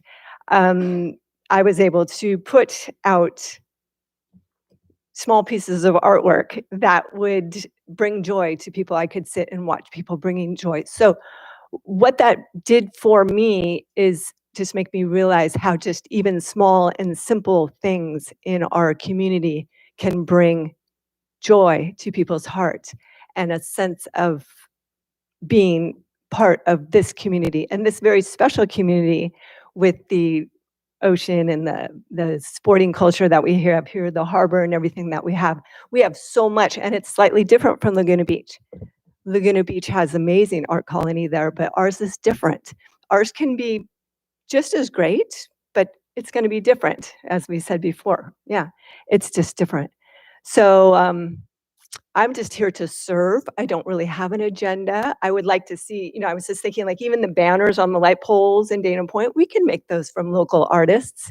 We can bring out what we have within and show the world what we have and make people want to come to Dana Point for who we are, not who we want to bring. I was just recently on the Navajo reservation and I think, wow, I want to buy artwork from them, the locals who live there, the things that they do in that community and that reservation. We have our own tribe here in Dana Point, and we have our own artists and our own things to show the world and share with the world. That's what I'm concerned with, and that's what I would like to serve. Thank you very much. Mr. Vixoric hates when I go out of order and change this up, but I feel like with interviews like this, it keeps things a little bit more fresh. We're going to go all the way from my left to right this time. Mr. Frost.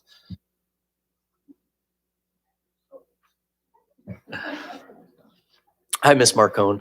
I do actually, that was a refreshing perspective, the inside out. I actually thought that was really well done. And as I ran for council, I struggled with this. What is our culture? How would we best define our culture? Are we Donna with the whales in the harbor? Are we fine arts with Dana and the elephants? Are we backwards hat surfing? Do we need to pick one, or can we be all of the above if we're inside out? I think we can be all of the above. We're all pretty much beach people. We're all beach people, but but we're different. We bring different parts to that. I think that we could be a little bit of all that. We're very much ocean, sports, and nature, if you ask me. They go hand in hand. People do sports in nature. I think that it all goes very well together. All of it. Very good. And then one other question, would you feel comfortable working in a capacity on this commission with the ability to reach out to local businesses or the ability to get this stuff done? Not a problem. Yeah, I have a great relationship with a lot of the businesses here in Dana Point, and I would love to work with them. That's probably the main reason why I thought I would do this, because I know so many and I have so much fun working with them. Perfect. Yeah. Mr. Vixoric. Thank you, Mr. Mayor. Good evening, Ms. Marcone. You anticipated my question maybe because you heard me ask it, but the motivation. I heard you say that you just want to serve and you don't have an agenda. So I'll try to ask it in a little bit different way, and picking up on the theme of, from the inside out, what Dana Point has to offer. That's what I guess your vision is, or can you make that a little more concrete for me? What would a successful tour on this committee look like to you? What could you accomplish from the inside out? Can you kind of? I would love to. As we talk about, making a call to artists, who do we have in our community, and showing them their value. A lot of us don't know our value as an artist or a creative until something like Mystery Surfboards happens. And then you go, oh my gosh, there's a value to that. How, I didn't even think that was a thing, so showing people, making that call and then giving people confidence to show that they do have a voice in our community, bringing that together. I do a lot of, I suppose a lot of my gifts is encouraging other people to be the best that they can be and to come out and to show our community who they are. And yeah.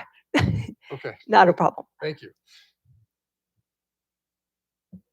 Thank you very much, Ms. Marcone. I think Mr. Frost already asked a question about culture, so I'll ask a little bit of a segue question on that. I understand your vision of the inside out. Where does your vision intersect with Mr. Wallen's vision on, he mentioned very much about bringing guests here, but I think a lot of events that attract guests also enhance the lives of residents. And some of the things that are smaller and intimate can also enhance the experience for guests. 5 million people a year visit Dana Point. Do you see a place where your vision and his intersect? Definitely. I also have a small job at the Ritz-Carlton, and so I am dealing with guests all the time. And they're constantly looking for, where can I go to buy something special from Dana Point? Where can I go to see something special from Dana Point? So if we can just get our own out there so that and on display and get people working to share what they have in this community, then we can point the people that do come to that. It would be a win-win for both. So those guests or the people who do come to Dana Point, they'll come here for the specific culture that we build. Great, thank you. Mayor Pro Tem Miller. Thank you, Mr. Mayor. You kind of stole my question. the inside out concept is really interesting to me. You brought up Mystery Surfboard, which was really cool. It brought joy to a community at a dark time in our history through the pandemic, especially because nobody knew what it was. I mean, they just started showing up around town. It was really cool. It's like, where's the next one going to show up? But we are a visitor serving community, and everything we do, unfortunately costs money, and we need to figure out how we fund those things. And I think you kind of hit it. My question was, can the inside out culture coexist with the visitor serving culture? And I think you kind of got that, but if you could expand on that a little bit. Well, I get to think about that while we get to think about that. But I would just, as we bring our inside out, we bring it, it would be a place that people want to be or want to come or want to experience. Even using the dumb little surfboards. People came from all around town to like, oh, we need to go look for all the surfboards. I heard there's a scavenger hunt. We need to go to Dana Point and look for the surfboards. I mean, that's a very small example. But once we shine our lights in this way, people want to come and be a part of that or experience it as well. Okay, so you think, does an outside, I don't want to call it outside serving because we are an outside serving community. We're a visitor serving community, basically. Do you think that bringing our visitors in and introducing them could build on your inside? And so how would you go about? Well, I think the way that I've thought about this through the years is when I travel to other, say, Amalfi Coast, Bali, you travel to these amazing ocean places and you go there because you want to take a part of their culture. You go there because you want to be a part of who they are, experience life, how they experience life. You want a little piece of what they have. I want to buy a little painting from this artist who lives at the Amalfi Coast. I want to go on a cycle tour with the guy in Rome who can drive me, ride me around to all the different things or whatever. You go there looking for the locals or the artists that are there to show us a part of their culture. So I think that if we let our culture shine, it will bring others to experience that. Does that make sense? It does. It's a chicken and an egg thing for me. Yeah. Right. And it's how do we something get that to where you want to go to let it shine? And I'm not sure how we transition to there. I know we can do that, but I think there's got to be a balance. Again, because I'm a big music guy and we do a lot of music in Dana Point. We have a lot of different the events music's that important. go on here, and that brings people from outside the region. And so that's why I look at it. We bring them in, and I would love to have something like that to serve them while they're here. I talk about that all the time about visitor serving amenities that also serve the local residents. And so I'm hearing what you're saying, and I like it. We'll see how we can get there. Trying to visualize how we get there to get it kicked off. So if you have an answer to that, that'd be great. Otherwise, it's just a comment. I can see it, but it'll take me some time to put this all.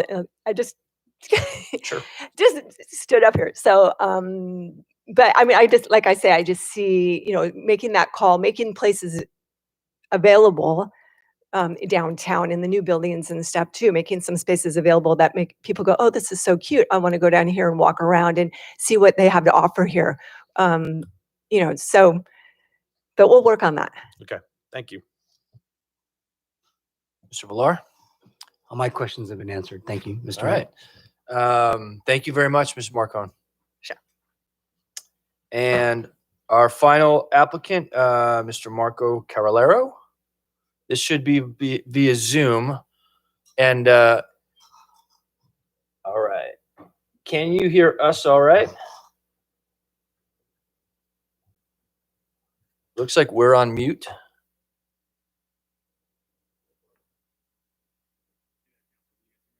Yeah, we can hear you. Can you hear us? Okay. If you've been following along, have you been following along?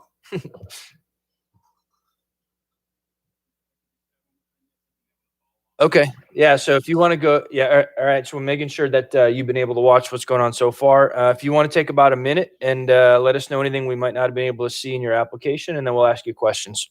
Go ahead.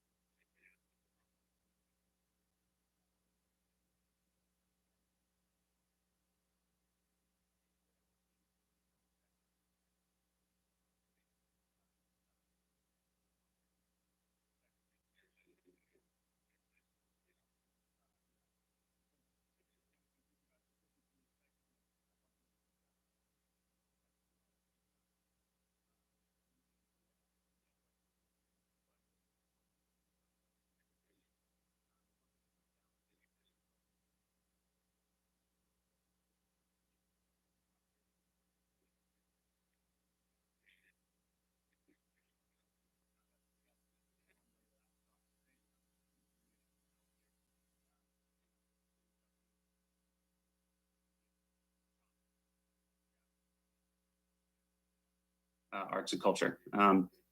So long story short, I was at the city council meeting in May where the announcement that these 2 vacancies would be opened was made. And, you know, as someone who lives in the city, as a fairly new resident, I thought it'd be a great chance to jump at the opportunity and see how I could help, and you know, have a laundry list of ideas that I'd love to share. So thank you so much, you know, for letting me speak, and apologies once again that I can't be there with you guys in person. All right, thank you very much. We're going to go around and let council members ask questions. If there are any technical difficulties, just hold off. We'll sort them out. And the order will go back from outside to in, starting with Mr. Frost.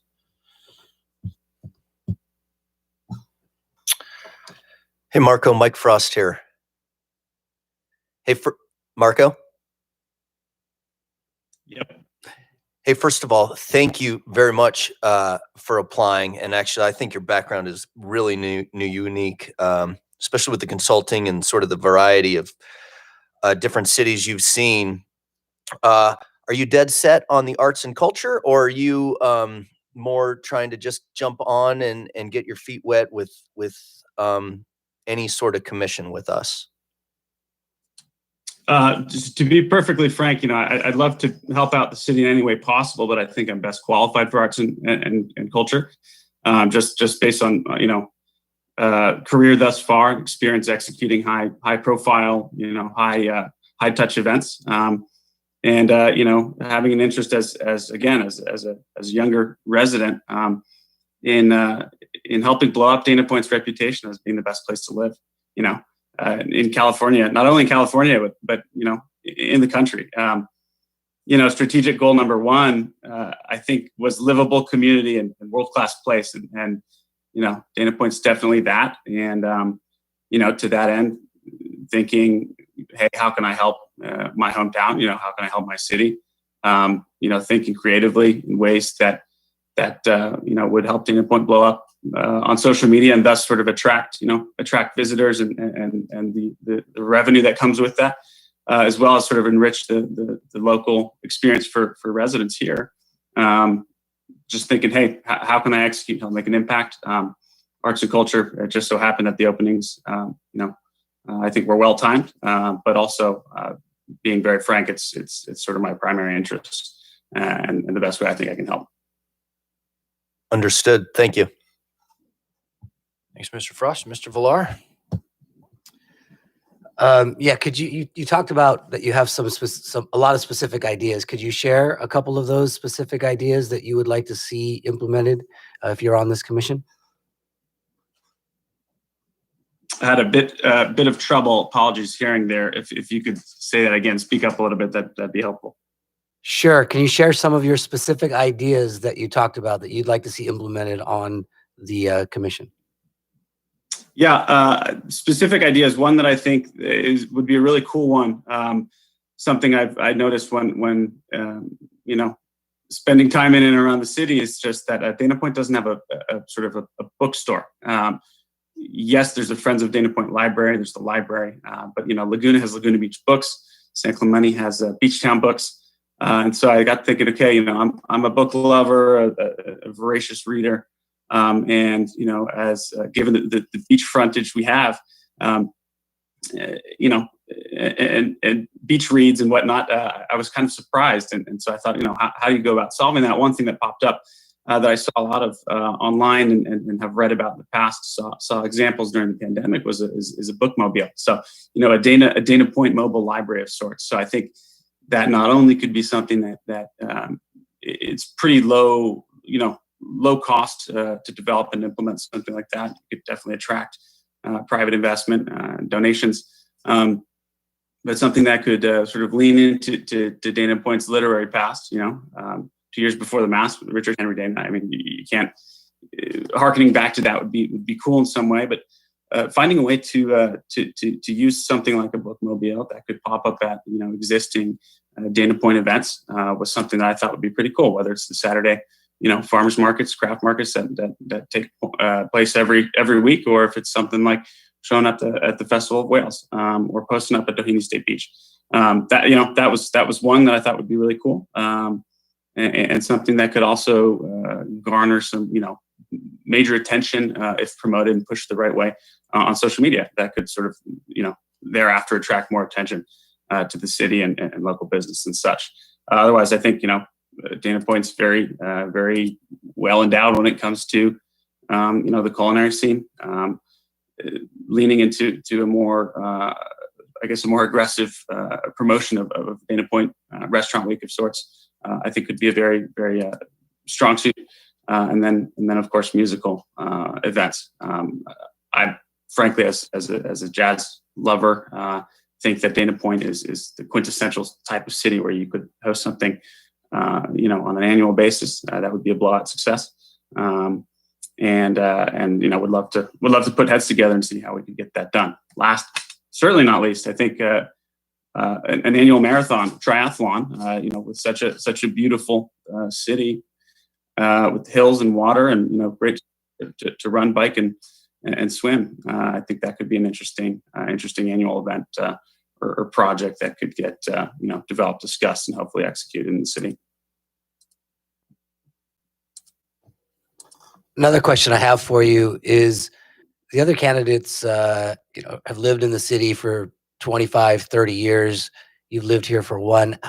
Convince me that your 1 year is an asset to you and not a hindrance. How do you answer that you've got folks that are here, been here for 30 years, that understand the culture of Dana Point maybe better than somebody who's lived here for one?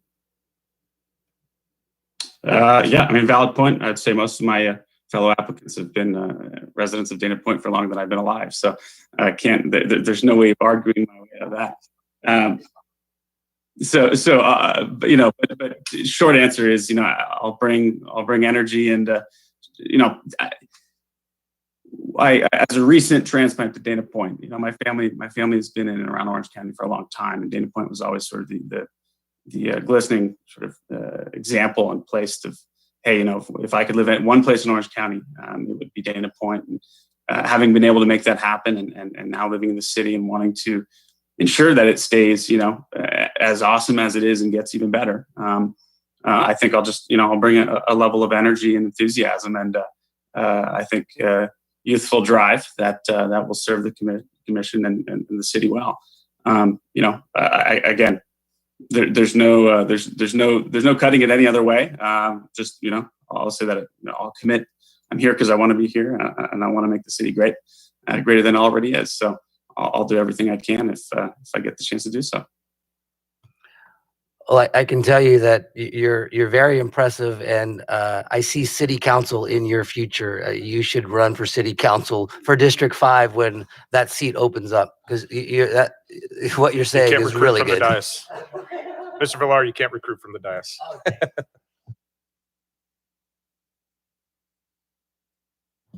Thank you, Mr. Villar. Mr. Vixorek. Good evening, Mr. Carlero. This is Councilman Vixorek.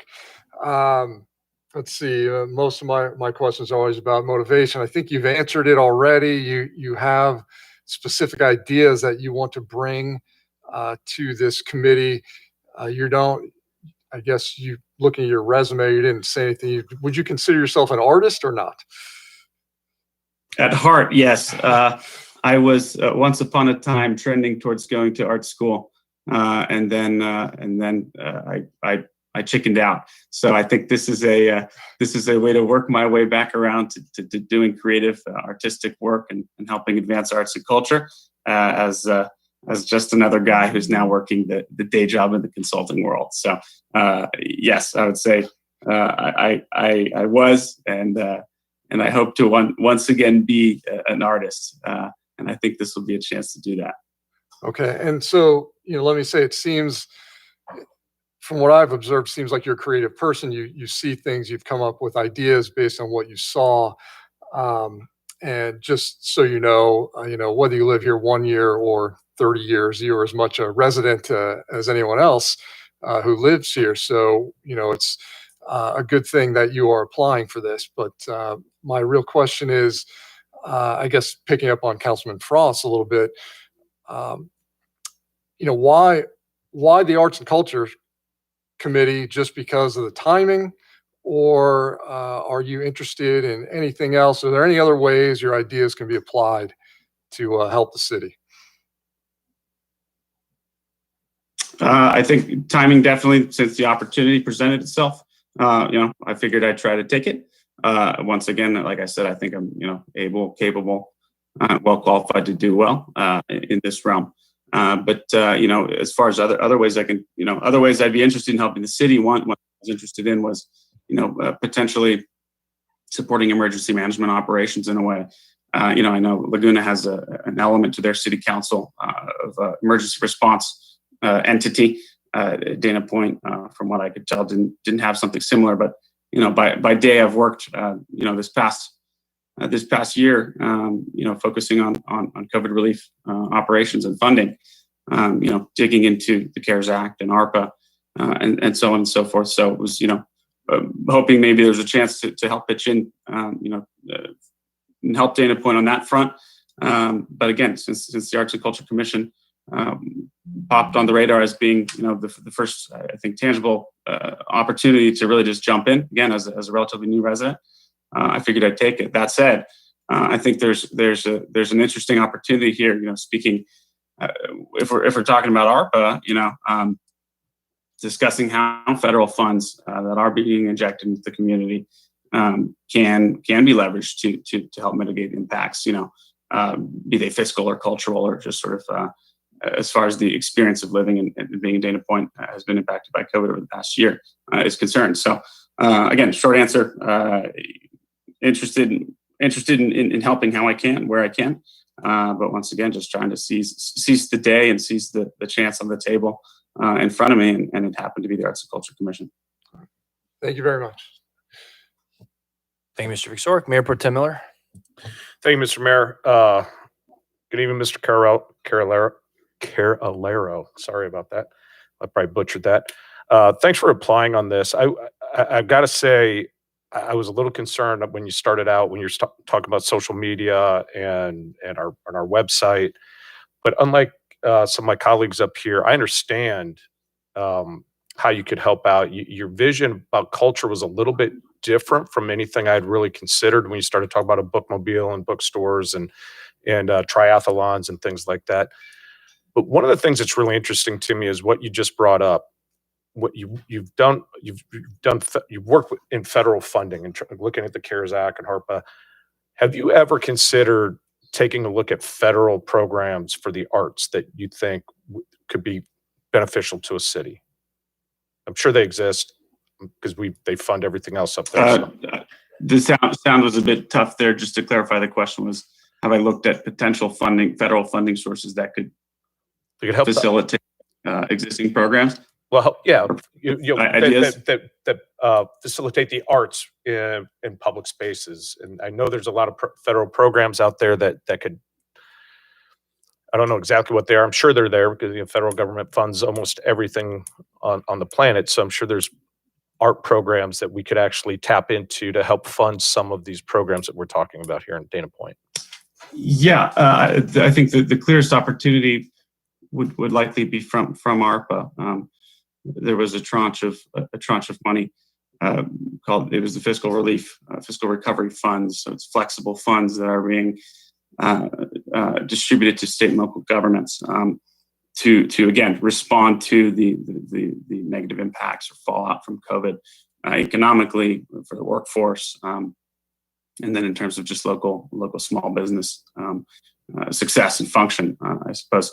The thing for Dana Point is that Dana Point's a small enough city that it's a sub 50,000 population city.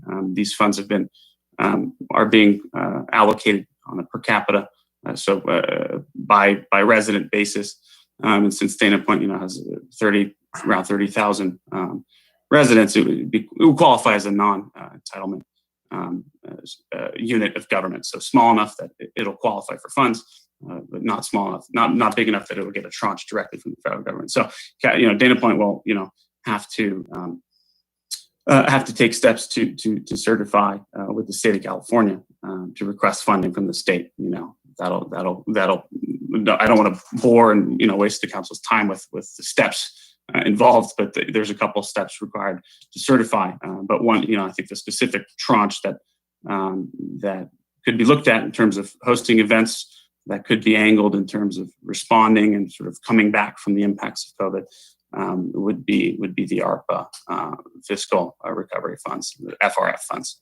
Okay. Well, the reason I asked you that question, was it was brought up here tonight that one of the things we are kind of looking at, some of the council members are looking at, I happen to be one of them, is are you comfortable going outside of the city in terms of the city government to raise funds for these projects? We have Waterman's Park, statues of our famous surfers and our surf culture here in town. Those statues are incredibly expensive, and we do other programs and we want to do other things, but the city has limited amount of funds for that. And are you comfortable stepping outside of asking the city directly for the money to raise money for those programs? Yes, operating with a bit of a sound delay again here, but I think the answer to your question is yes, absolutely. I'd be comfortable and willing to help wherever possible. And how do you see, you mentioned Laguna Beach. I view Laguna Beach as somebody who's actually cornered the visual arts market. You mentioned bookmobiles and triathlons, which are really interesting to me. How do you see Dana Point fitting into the more typical arts and culture world?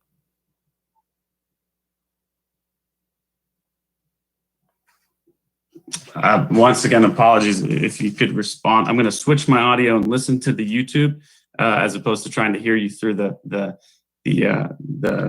stream, if that's okay. That's okay. You will have a delay though on YouTube. So my question is, how do you see Dana Point fitting into the more historic arts and culture definition when you have Laguna Beach, just on our border, that historically has owned the visual arts in Southern California? They're known for it. That people travel to Laguna Beach for those events. How do you see Dana Point fitting in, and how do we differentiate ourselves?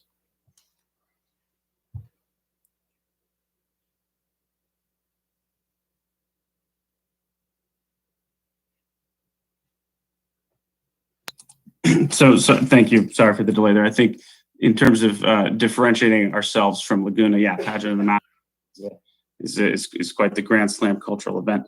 But again, I think if Dana Point can lean into the culinary scene, that's a real leg up. I don't think the goal should be to produce similar or to emulate Laguna in terms of its visual arts chops. Frankly, I think the culinary scene in Dana Point is very strong.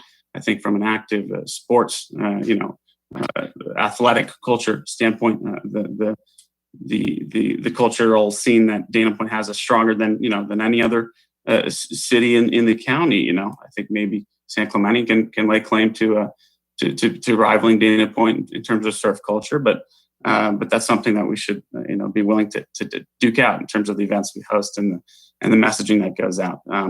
But again, I think in terms of just developing Dana's reputation as a culinary, as a literary, cultural hub of South County is really the way to go. And with all due respect to Laguna, it's a great area, but they can do their thing, and Dana Point can do ours. So I think there's ample opportunity to differentiate ourselves on a whole host of different fronts.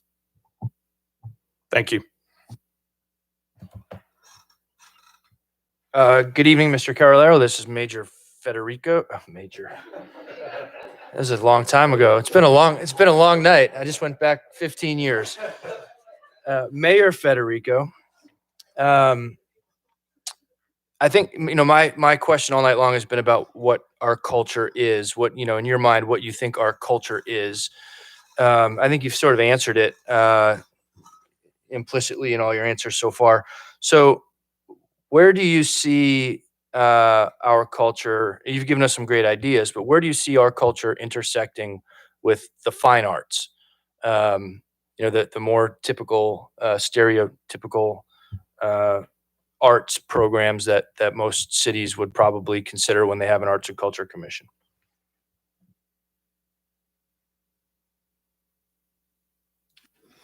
In terms of fine arts, I think if really cool thing to do, leaning into the weather and the public spaces that we have is open, either a recurring or exploring creating a stationary art museum. So whether that's a rotating fine arts displays throughout the different parks we have. I mean, combining the natural, the art and culture that is the parks and the natural vistas and nature in this city with whatever painting or drawing or charcoal portrait drawing, whatever it is that we want to do. I think just leaning into the space we have and figuring out what precisely it's a very not to get too esoteric, but what is culture? I think if we stand back and say what is culture vis-a-vis the fine arts in Dana Point, whether that's painting or drawing or classical music, just saying, okay, we have a wealth of resources that are sort of to use here as far as where things can be hosted. Then it'll really just be a matter of the commission saying, hey, here's what we propose as far as potential options, vis-a-vis painting. We could host a painting seminar, lecture series, or whatever in Pines Park, or we could host it, at City Hall. I'm again, having worked in an art gallery, I appreciate the fine arts as well. It's just a matter of finding out how best to plug and play into sort of the greater cultural and arts comm strategy and strategic plan for the city as a whole. Great, thank you very much. Council members, any follow-up questions? Save rounds? No? All right. Mr. Carolero, thank you very much. Any other closing questions for any of the applicants, council members? All right, before we go any further, I want to thank all of you for this. We've got 5 very well qualified candidates, which is a good problem to have, and also a difficult position to be in. So with 2 seats to fill and 5 very, very well qualified candidates and residents who are willing to spend their time to want to do this, I think we're all very, very thankful, and we appreciate it very much. Council members, you guys got the process. Please write down 2 choices. The clerk will tally them up, and we'll go from there.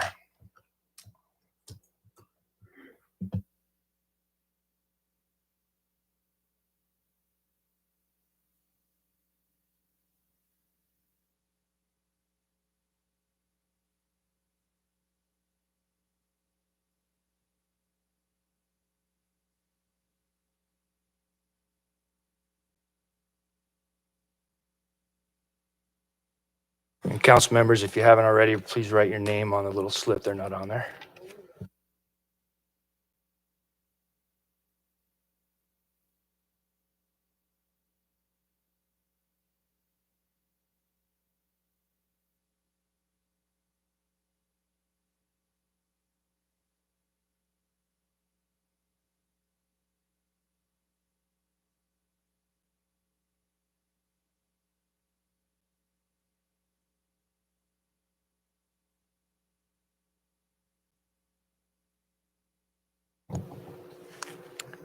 Okay, I believe each of you have the list with you, so I'm going to read them off in the order of the list.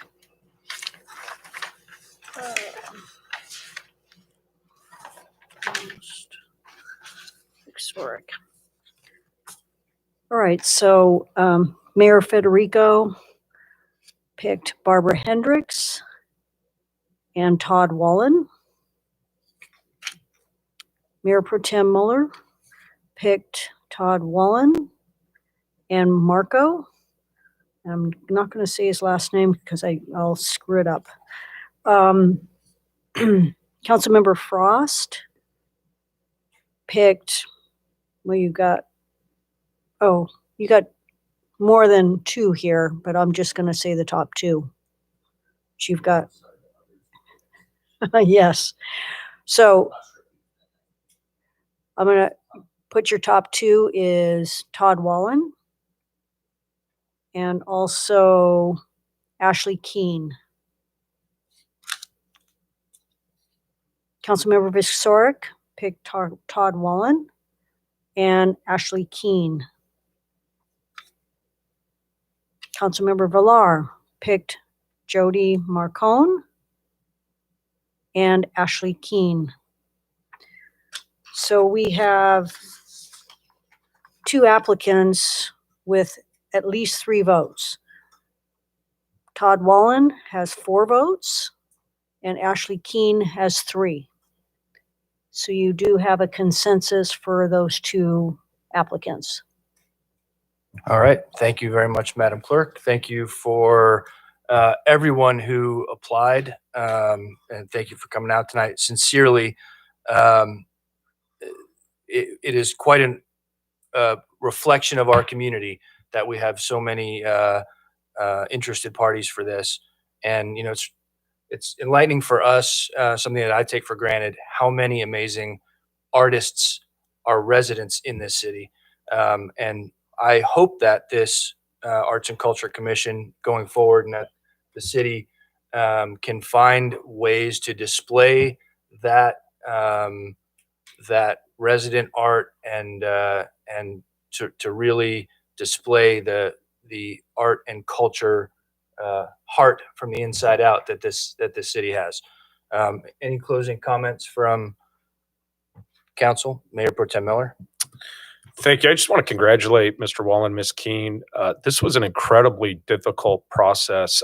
This is my 7th year on council, and we've sat many arts and cultures commissioners. We have never spent this much time doing it.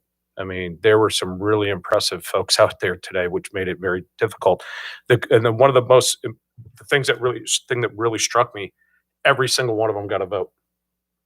We could only seat 2, but everybody got a vote. That's how strong this field was. So I just want to thank you all for your time. And tell you how difficult this was. So thanks. And congratulations to our 2 new commissioners. Anybody else? Thank you, Mr. Mayor. Mr. Frost.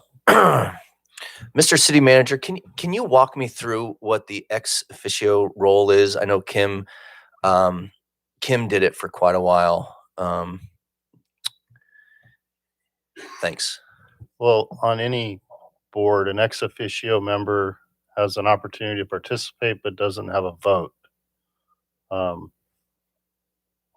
It's pretty much the gist of it. So we've got, you know, I've sat on various boards in the county. I know some of the other council members are on various boards where you're an ex officio member, but you don't get a vote. And I would assume that is motioned and voted on here. If you have a desire to make ex officio appointments, this would be the time and the place to do it. Yeah, motion. I'll tell you what, I'd like to make a motion to add both Ms. Hendricks and Jody. And I'll tell you why. I think you obviously know, I think Todd is will do a great job up there, but he's also an execution guy, business guy. I expect him really to be reaching out to Maria Elena, to Nancy, to Karen. I personally would like to see, if Barbara and Jody would do it, I'd like to see them formally recognized as ex officios.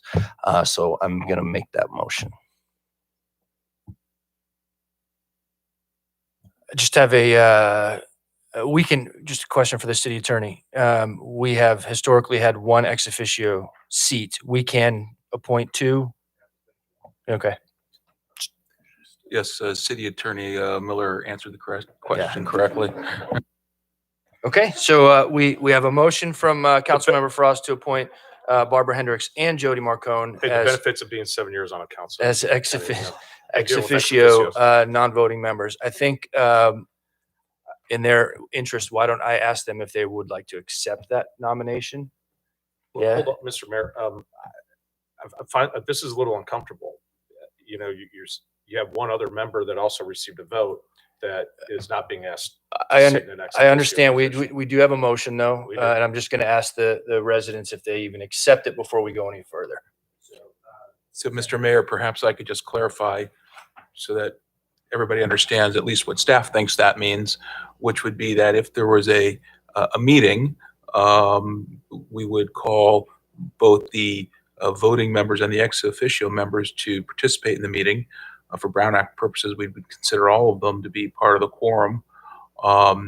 They'd participate in the discussion at a level different than the public participates. It wouldn't just be, 3-minute public comment. They would actually participate fully as if they were voting members. But when it was time for a vote, the distinction would be that only the voting members would vote. And for purposes of taking action, we would look at the voting members only, not the ex officio members as well. Thank you.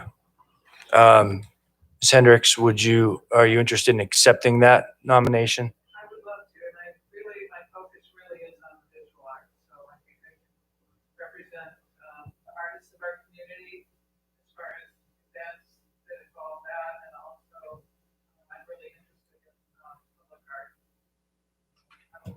Okay, thank you. So we have a motion and the two residents accepted his motion or his nomination, as it were.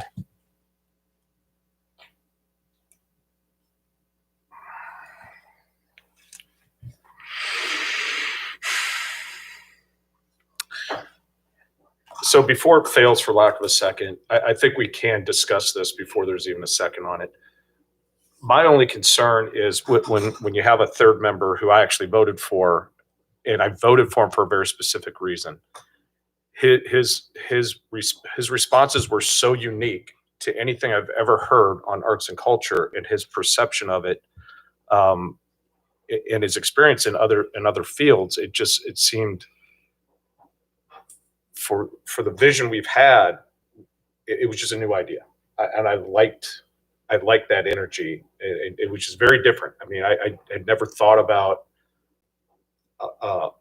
a triathlon or a bookmobilist culture that kind of it caught my attention. I liked all of these applicants, all of them. But at some point, how do we decide how many ex officios are we going to have? What are we looking for being out there? I'm almost at the point where if you're going to offer to, give it to all of them, because they all brought a unique perspective. But I think, in my opinion, Marco would bring something completely different to that commission than it's ever seen. I'm sorry, Go ahead. I'd like to amend the motion if I can. You can ask the maker of the motion to amend it, or you can make a substitute motion. We don't have a second yet. I would like to make a substitute motion. Okay, we'll deal with the substitute motion then. Okay, I would like to include all three, Ms. Hendricks, Ms. Marcone, and Mr. Corolero to be ex officio members, if Mr. Corolero wants to accept it. Mr. Corolero, if you've been nominated, if you're still there, or maybe the Great Seal of the City of Dana Point could accept the nomination on your behalf. Is he still here? Can you text him or call him?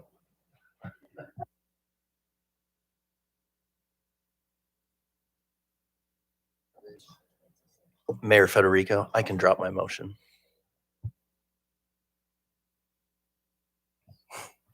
You don't have to. We're going to deal with this one first.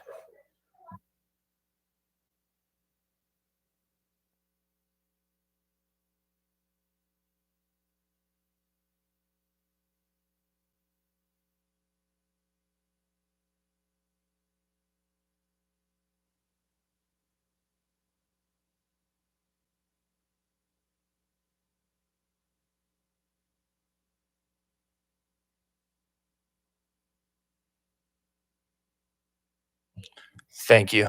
It's appropriate to I think have the applicants accept before we move forward with that. So we have a motion to have 3 ex officio seats.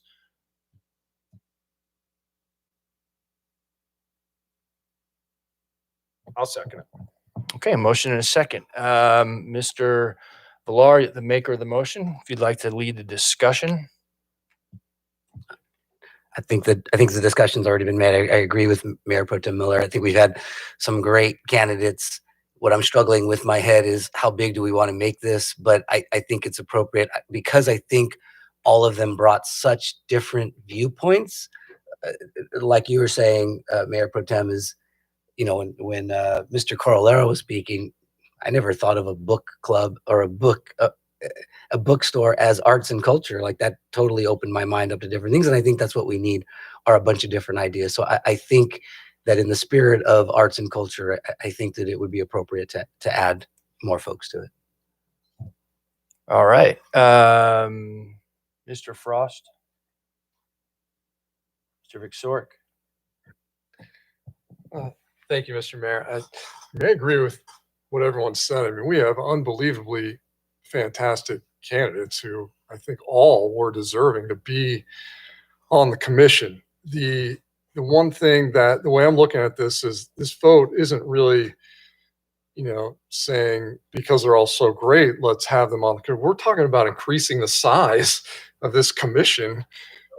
I mean, and, I think about, even just here, if we doubled the size of our, think about how long the meetings would go and how unruly they'd be. And is there a way for them to get the viewpoints to the commission without being ex officio members? I mean, I think there already is a way to do that. And, I don't, in addition to the members of the committee who would be part of this expanded committee. I mean, I think there's probably some staff time involved. I mean, correct me if I'm wrong, Mr. City Manager.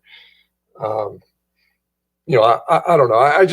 It seems to me like we are just, on the spur of the moment, sort of doubling the size of the commission when everybody has the ability to get their ideas in front of the commission as it is. I'm certainly not opposed to them being on. I guess I'd be interested to know, what the members of the commission think, but I can't put them on the spot. I won't do that. But if there's any public comment that could be had on it, if anyone wanted to speak, I would be interested in hearing other viewpoints on doubling the size of the commission. Thank you. Mayor Pro Tem Miller. Thank you, Mr. Mayor. I agree with Councilmember Vicsoric. That was why I hesitated so long to second the motion. It's a 5-person committee for a reason. And we had one ex officio that we established that was a member, but was having too many conflicts. So we established the ex officio so they could continue to participate. And when they stepped away, we never filled it. I struggle with this. They're all very qualified, but you make great points. I mean, how long will the meetings last? How much staff time do we have to invest in it? Even though I seconded this, it might be funny if I vote against it, but this is a tough one. I mean, I hate watching great candidates not make it. And that's why I took so long. And the very first thing I said is, wow, it's getting big. So anyway, those are my comments. Thanks. I think one of the reasons we're struggling with, one is everyone is a very qualified candidate, and it's great to see such interest in this commission. Yes, Ms. Hendricks.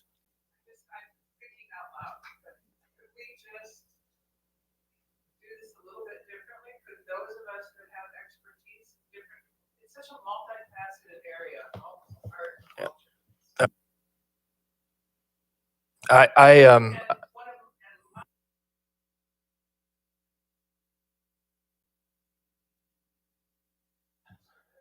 we be called in at their pleasure for our expertise in different areas?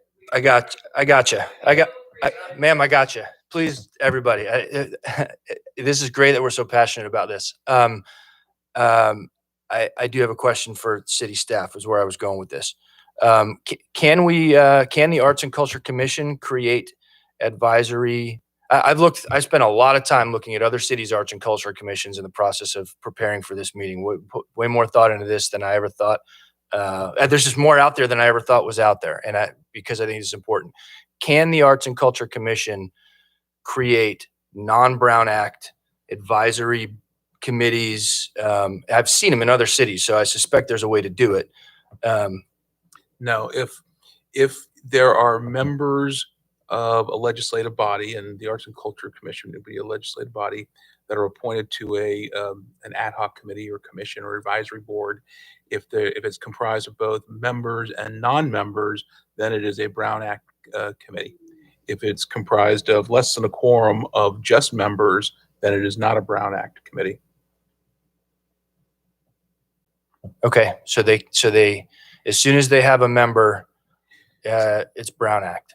So if the Arts and Culture Commission wanted to call on some of the various people you're discussing to come to the meeting and participate in the discussion, it's already a Brown Act notice meeting. So, there's no additional Brown Act compliance that would be required.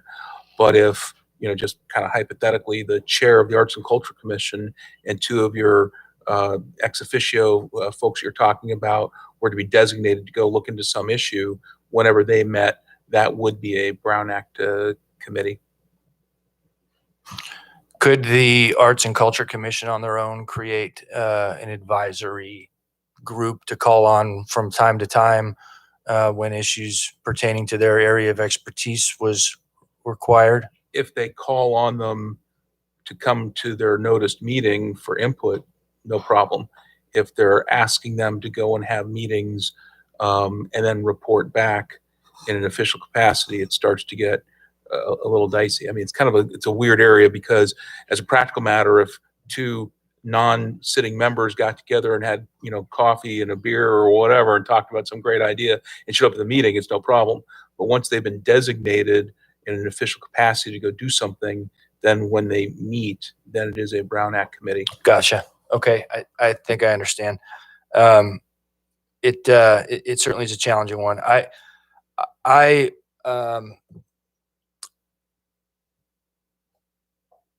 Staff, to the extent that I'm going to put you on the spot, do you see risks with expanding the size of this body too largely? I do see risk, and it's exactly what Mayor Pro Tem and Council Member Vic Sork were talking about. It becomes unwieldy when you get too many people at the dinner table, if you will. There's always an opportunity for the folks here that are interested in participating to come to every meeting, and as a member of the public, participate. Then come to just meetings where there's something of interest for them. We put them on the notification list, so they'll get an email every time we send out an agenda for the Arts and Culture Commission. So there's still ways to stay involved. But yeah, I think too many members does become a bit unwieldy. And I know just going from 5 to 9 or 8, whatever it is, would expand the time of the meetings themselves quite a bit, because it's like with the council, you each get the floor, for a period of time to ask your questions or make your comments. Very good points from Council Member Vic Sork and Mayor Pro Tem. Yeah, I almost hesitated to put you on the spot on that because I thought I knew the answer. But your expertise matters. You guys have seen more meetings than certainly we have. One of the reasons that I think that we all love this idea of more people here is the diversity on the commission that we would be getting and are looking for. Yeah, I think in a perfect world we have representation from artists. In a perfect world, maybe one visual artist, one performing artist. We have representation from the business world or tourism industry that can plan events and have ideas about getting sponsorship and nonprofits to want to bring events here. And then someone who just understands the culture of our town and just sort of represents our culture on that commission, because that diversity, really helps move the entire idea forward. The Arts and Culture Commission has done amazing things in this city, still does. Our city itself, however, is at an inflection point. We still have groups coming to city halls saying, "Hey, city, can you help sponsor my this event or that event?" But we are bigger than that now, and quite frankly, the city doesn't have the resources to fund the world-class events that our residents deserve and our artists, quite frankly, deserve. So I love the idea of having this diversity, and I would love the idea of having every one of these people involved. I don't think I can support increasing the commission that big, not because not everyone is qualified. Everyone is. I think we've got 2 brand new commissioners in the room, and we've got a longtime commissioner in the room, and the 3 of them see the passion that these other candidates have.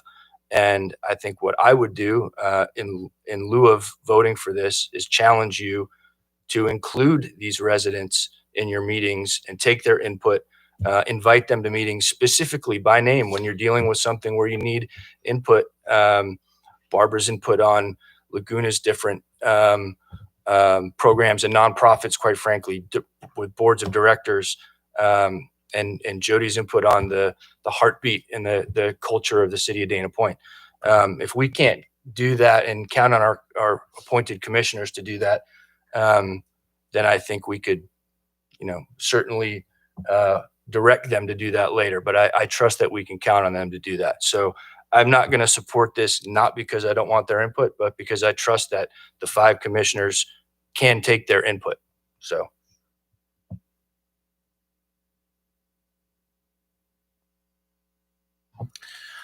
Thanks, Mr. Mayor. I'm glad that I seconded this because this was a good discussion on how this should happen, and that wouldn't have happened without a second on it. So I agree with what staff said. Like I said, I was hesitant to second it anyway. And so I don't think I'm going to support it. I can withdraw my second and let it die, or we can vote, and out of respect to Mr. Villar, I'm going to vote on it. So, although I don't think I'm going to support it. Thanks. Anybody else? Mr. Villar, you made the motion? No. Madam Clerk, let's call for a vote. Thank you, Mr. Mayor. Councilmember Frost. Councilmember Vixoric. No. Councilmember Villar. Aye. Mayor Pro Tem Miller. Mr. Mayor, No. that motion fails. Mr. Mayor, for clarity purposes, even though we know what the votes tallied up, I do believe we need a formal motion to appoint the 2 commissioners who received the top votes. So I would recommend we do that at some point. And because we're on this topic, and I'm left scratching my head a little bit from the discussion we just had, I will point out that we have appointed 1 ex officio member. There's no structure for that appointment. There's nothing in our code that says how long that appointment lasts for. There's no term assigned to it. I just throw that out there for your consideration. We don't have to take any action on that, and that person will just continue on as an ex officio member indefinitely. But the item's on your agenda. If you want to tackle that topic, this would be a time to do it. Who's our ex officio member? Oh, is she still on it? I thought she had resigned that seat. Oh, okay. I thought that seat was open.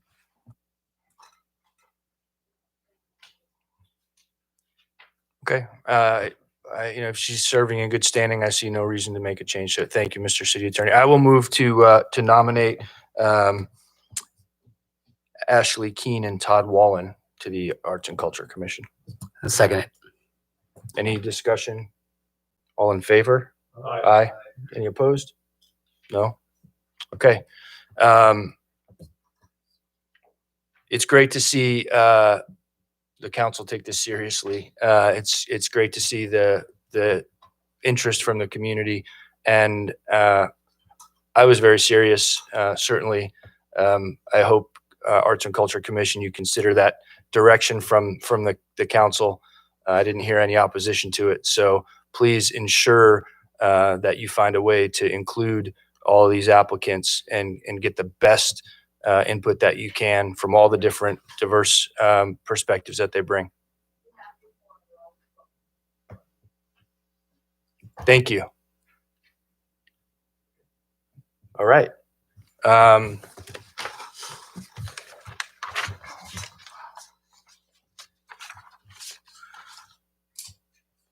anyone in the staff need a break? I suspected they might. Let's take a 5-minute recess back at 8:30.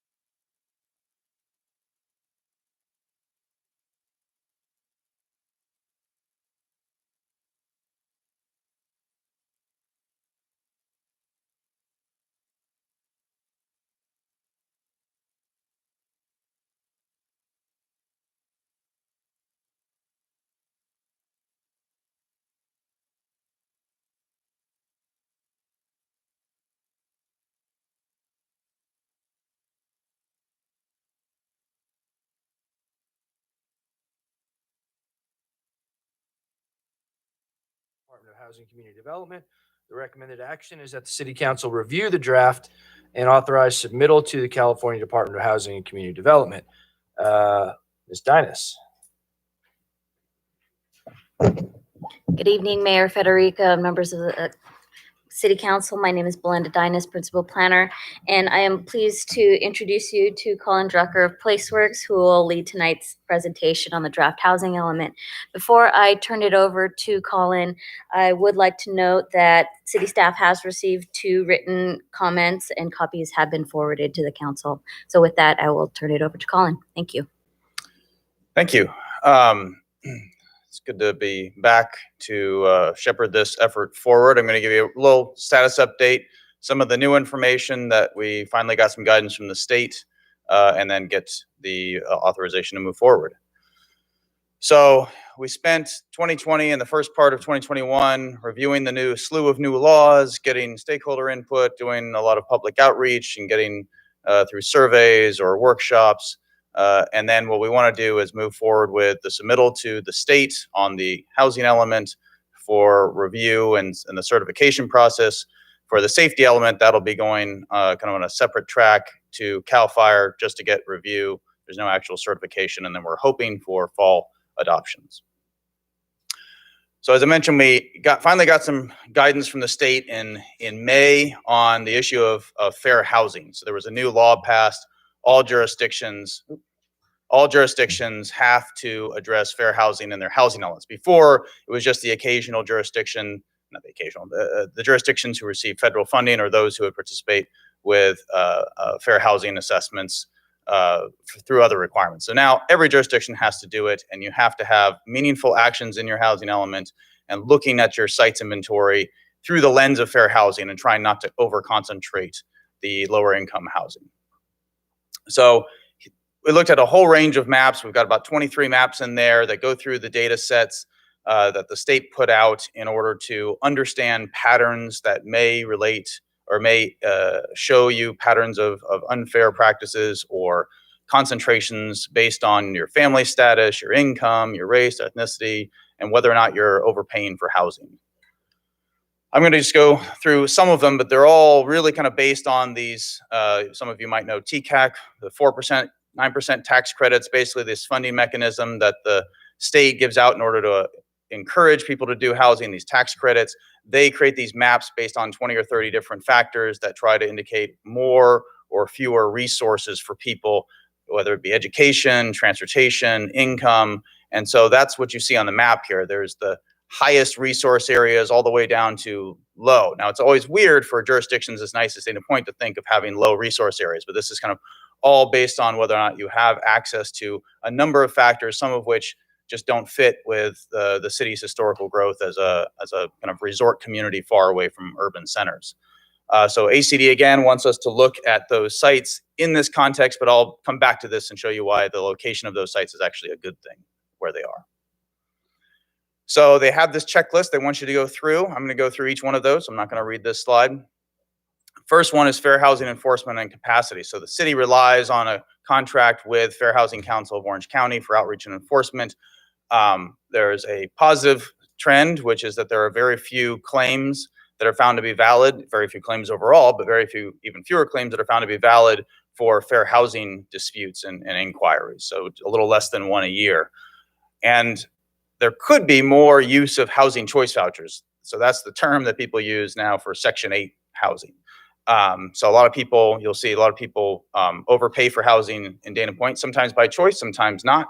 And so this is a resource that could be leveraged more.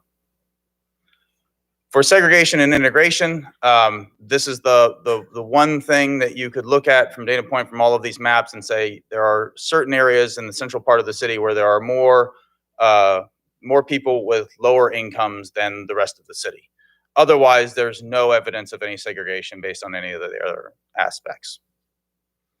This is a map that shows something called RECAP. It's basically racially or ethnically concentrated areas of poverty. So people of color who have a high poverty rate. And there's no census tracts in Dana Point for that. So we do not have to analyze that. Access to opportunity is a big point that looks at really what are the resources that you have to either make your life more affordable or make your life more successful. So throughout Dana Point, the schools are very good to excellent. Low income and underserved students, however, just no matter which school is served, whether they're in Dana Point or outside Dana Point, those schools, the lower income students and underserved students struggle and fall behind their peers in that school and compared to the state. Also, there's less transit than in the northern part of the county, which comes as no surprise, the historical pattern and development of the city. You would not expect there to be a substantial amount of transit. It is also farther away from jobs, but again, that's based back to the city's historical development. In the central and southern part of Dana Point, the elementary schools there are kind of very good, but not as good as they are in other places. And then they actually, though, enjoy better access to transit, far better access to transit than some of the other areas. You get into this category about disparate housing needs and the risk of displacement. So disparate housing needs is really about whether or not you're overpaying, whether or not your house is in a good condition. So everything is almost every house in the city is in very good condition. It is an expensive place to live, comes as no surprise to anyone, but particularly for renters. So when you look at areas that are vulnerable for displacement, it's areas where you have older housing stock where people overpay. And so when new development comes in, it can drive up the rents in the market. And those people can either no longer afford to own their or rent their facilities, or it may be that the property owner decides now is the time to sell. Maybe the housing stock has reached the end of its useful cycle and it's time to turn those into something else. So that can displace. So that map shows you the general area. These are at census block groups, so they're still pretty big chunks. This really the multifamily housing in that area. We don't worry so much about those who own their home. And so when we come down to the sites inventory, again, in general, ACD, and when they do this with the TCAC funding, they reward you for putting lower income housing in high resource areas. However, when you look at the reality of living in those areas versus the low resource areas, the low resource areas have better access to transit. They can walk to essential shops and services. They're closer to some of the jobs, and they can walk to some of the schools. So by and large, despite the fact that they don't kind of match perfectly, we think these are actually really good sites for these for this new housing to go in. And the state does not say, look, you have to put them in high resource areas. They say you try and do the best you can. These are where the sites are. Number one, this is where the opportunities are. Number two, they actually work better in many ways. Okay, so we did a pretty decent amount of outreach, heard from a lot of people, a lot of stakeholders heard from 24 different stakeholders through surveys, interviewed about another 8 or 9, and got some input from the general public. And we heard from them that the priority goals and activities they want is newer housing for lower and moderate income households. And then they do have to see fair housing as an important aspect of making sure that Dana Point continues to be a great place. And for special needs and services, they want to focus on those in the service industry and homeless, which the city has already taken an eye to, and it continues to work on that. And then for their strategies, inclusionary housing was raised a number of times, as well as the desire to do more for transitional, supportive, or emergency housing. So what I'm going to show you is kind of the strategy that is being recommended in the draft plan. So we have these 6 different categories, and the next slides are just going to highlight the big changes or the more significant programs. So in making sure that the city has enough opportunity sites for new development and new housing, there's monitoring that you stay in compliance with the law, but also expanding housing options when you can in high resource areas. So this is if the city looks towards, let's say, doing an update to its general plan in the future, it should look to some of the opportunity areas or parcels in those higher resource areas and see if there's opportunity to expand there. On the density bonus, in addition to just coming up to compliance with state law, it's how do you encourage the use of density bonus and how do you facilitate the production of ADUs, particularly as a way of addressing some of the low income need. For the alternative sites, this is something that the city did a really good job with Silver Lantern. Unfortunately, just the timing wasn't right, and so it didn't get RHNA credit. We want to make sure that doesn't happen again. So we've put in really 2 programs that work hand in hand to say, let's go work with organizations, find those sites that would be good candidates, make sure the timing works so the city gets RHNA credit if that opportunity and the funding is there. Again, that housing choice vouchers, the Section 8, this is where we see the results of the fair housing analysis come into play in a strong manner, because those areas of displacement that I showed you on the map there, those are the areas where getting the rate of the use of vouchers could really help. You have a lot of single parent households that are concentrated in one of those census block groups. And if they either lose their job or the rent goes high, they only have one income to focus on. The area kind of adjacent to them has, I think, something like 68% of people pay more than 30% for their housing and as renters. And then the parcel next, the census tract next to that, 45% of renters pay more than 50% of their income towards housing. So this gives you a very geographic focus on where you can encourage better education and higher rates of usage of Section 8 vouchers. And in the second category, we're looking at continuing the housing initiative program and seeing whether or not that program can be extended to other hotels.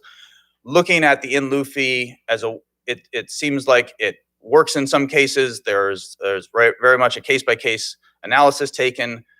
What we have in there is actions to evaluate the feasibility and the desirability of increasing those fees, whether or not that is the right approach or whether or not there are other approaches that would yield better results. The city joined the Housing Trust in 2019 as a founding member, and that is something that hopefully could really help take advantage of kind of a regional effort and bring back some new resources for the city. And then the third category is removing governmental constraints. So in some ways, the state says, here, we'll remove some constraints for you. And for certain projects, affordable projects, if the city is not seeing enough production of either low income or above moderate income housing, market rate housing, then certain projects get greenlit by state law as being by right. They do have to have a certain amount of affordable housing. In many cases, they're already by right, some of the uses. And SB 330 comes in and reduces the length of the entitlement process. The city doesn't tend to lag on that. However, this is something where there are a number of jurisdictions who take forever and a day in order to approve things. For supportive housing, this is again responding to some of the state laws, allowing supportive housing by right in certain zones, and low barrier navigation centers. Those are essentially emergency shelters plus the ability to feel a little bit safer, the ability to have some of your belongings, the ability to have some of the family members around without some of the concerns, and having access to resources. For the fourth category, the city already works with the county on CDBG funding. And so here again, the attention is focusing those rehabilitation funding efforts into certain areas and making sure that you have that effective and consistent code enforcement with special attention paid to those low resource areas. For the fifth category, it was very simple because the city does an excellent job. All of the assisted projects are preserved in perpetuity, which is excellent. And I have a policy to encourage future projects to continue that path, so you do not have to worry about when they will go expire and convert to market rate. And finally, in the fair housing, which is the kind of, it's an old topic, but the emphasis has been elevated. And so we have a much stronger program to look at developing a strategy and a plan, and it summarizes some of the issues that I talked about into one place. And a couple of things to highlight there is the city's entering into a contract with Orange County United Way on Spark Point that goes directly to making sure that the families of low-income students have a more stable life and therefore can achieve and excel better in their schools. And then you also talk about where to target rehab efforts and recruit other people so you have greater diversity and perspectives on the various boards and commissions. So the next steps is really we want to obtain your authorization to submit it to the state. That is a 60-day review. The state in the beginning thought that they were going to be doing these 30-day kind of turnaround times. As of, I think yesterday, 26 of the 180 plus jurisdictions in the SCAG have submitted their housing element to the state. So there's kind of a tidal wave looming in the state reviewers. So we're not sure they're going to be very timely in their response, but they have 60 days in order to respond by law. And then a lot of the reviewers are younger and not as experienced, so we're getting some inconsistent results. This is not just us, it's a number of other cities and other consultants. We hope that we're not going to need a second review, but it's entirely possible. That would be a maximum of up to 60 days. Generally, those are shorter because you're focused in on efforts. And then we would obtain what's called preliminary certification, and they condition it based on you adopting and making sure that everything goes through in the final document. For the safety element, that's where we would be submitting updates, the technical updates to CAL FIRE, getting their review. They have 60 days. It's supposed to take place 90 days before adoption, but there's no certification. So again, we're all working fairly well with the fall adoption hearings. If for some reason the state requires a second review, and you might have heard of an October 15th deadline, because we're getting the document into the state this month, they'll grant the city a 120-day extension. So you really have until about February 11th, I think, to get to adopt, and then certification can happen kind of whenever. So we're all good with the timing of everything. And here's information just for those watching here or at home if they wish to find out more information. And other than that, I'll turn it back over to staff and be available for questions. Anything more from staff? Nothing more from staff. Tonight's purpose is just really to show you the entire housing elements, and before we send it to HCD, if the council has any comments or questions before we send it on to the state, now's the time to do it. But other than that, we're just looking for your direction to move along. All right. Thanks, Colin, for the brief. Questions? Mr. McSork, you look like you're ready to go. Thank you, Mr. Mayor. I'll ask a process question. Can you just, clarify for me what we're doing is we're forwarding it on to HCD during that 60-day period. They're looking at it, giving a thumbs up, thumbs down. Are they coming back with things we need to fix?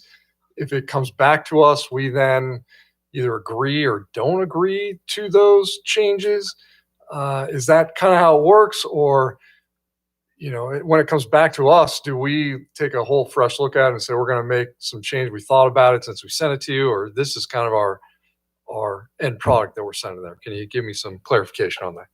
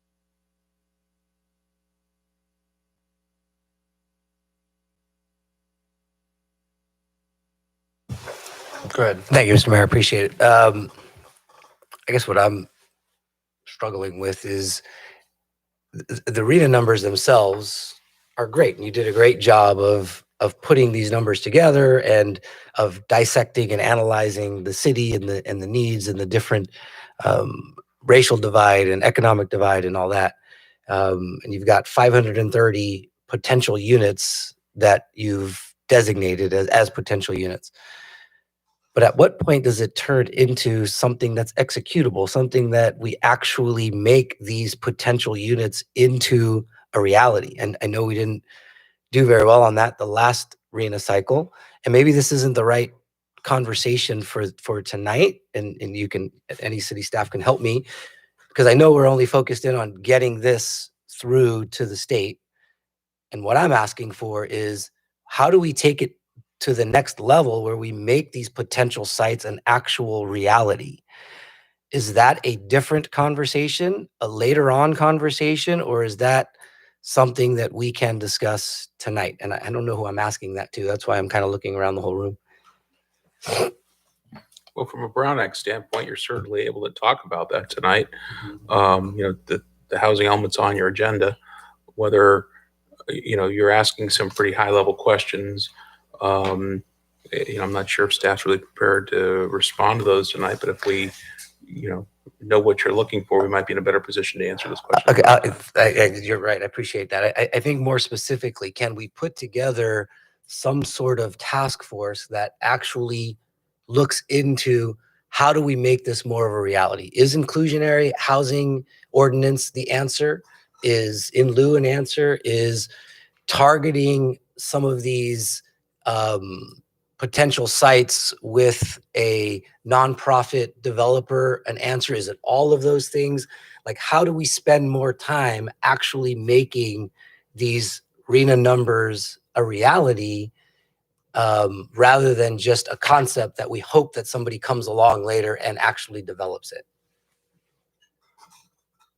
Is there a potential?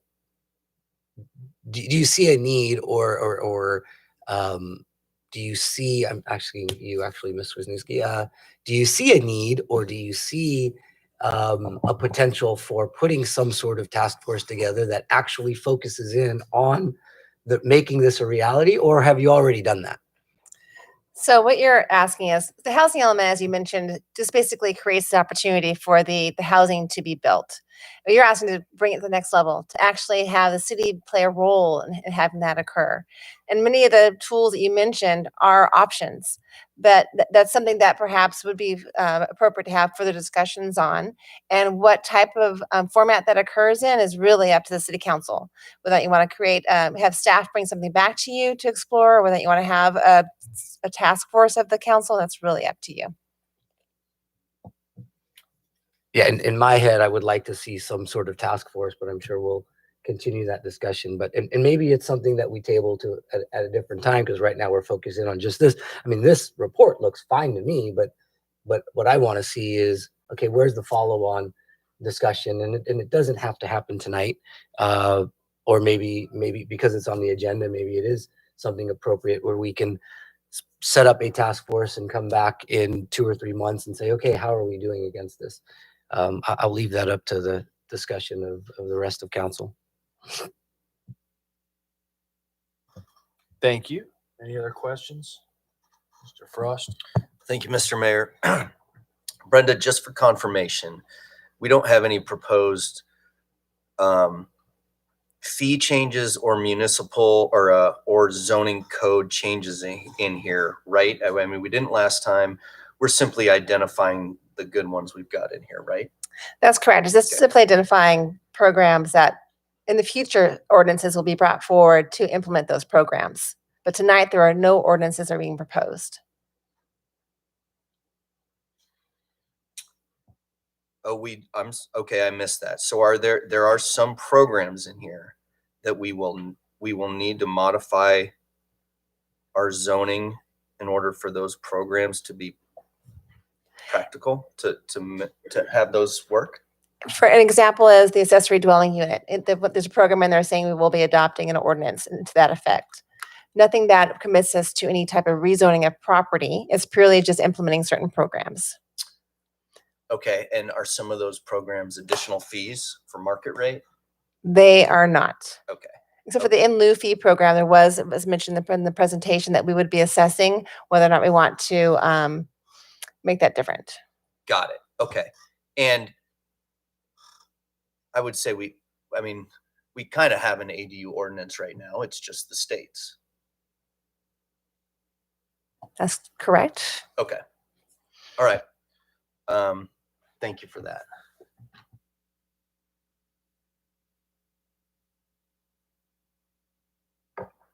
Mayor Pro Tem Miller, any questions?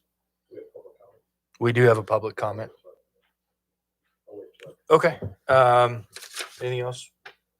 No? Thank you. We do have one public comment before we take any action.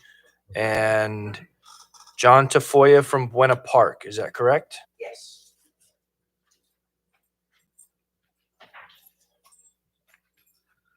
Good evening, council. My name is John Tafoya. I'm a special representative with the Southwest Council of Carpenters Union out of Orange County. I'm a resident of Orange County, and I live, work in this vicinity as well. I want to plant the seed on, as this moves forward, to consider and start looking into implementing, requiring all this projects to be built, or language to include local hire and skilled and trained workforce. Some of qualifications, some of the perks on this is local hire and skilled trained workforce requirements reduces construction related environmental impacts while benefiting local economy. We live here, we work here. In a recent 2020 report titled Putting California on the High Road, a Jobs and Climate Action Plan for 2030, the California Workforce Development Board concluded that investments in growing, diversifying, and upskilling California workforce can positively affect returns on climate mitigation efforts.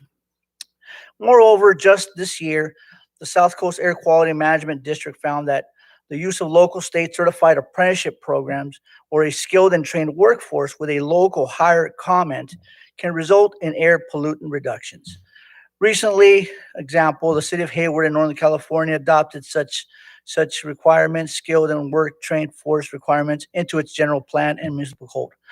Local skilled and trained workforce requirements can boost economic development and mitigate transportation and greenhouse gas impacts by minimizing vehicle miles traveled. So on behalf of over 65,000 union carpenters, I encourage you to start considering local hire and skilled and trained workforce when moving forward with these developments. Thank you for your time and have a good evening. Thank you very much. And thank you for waiting till the end of the night here. Thanks for sticking it out. Questions are complete. I assume staff would like some motion and action on this. Is that what you're asking? The recommended action is that we authorize submittal, right? I've got some questions first. Questions for staff? Yeah, I got Okay. a couple of questions. Can we go back to the slide that talks about inclusionary housing? I'm sorry, I didn't see which slide number it was. It doesn't have to be up. I mean, that's what I want to talk about. Could you explain to me exactly what that means?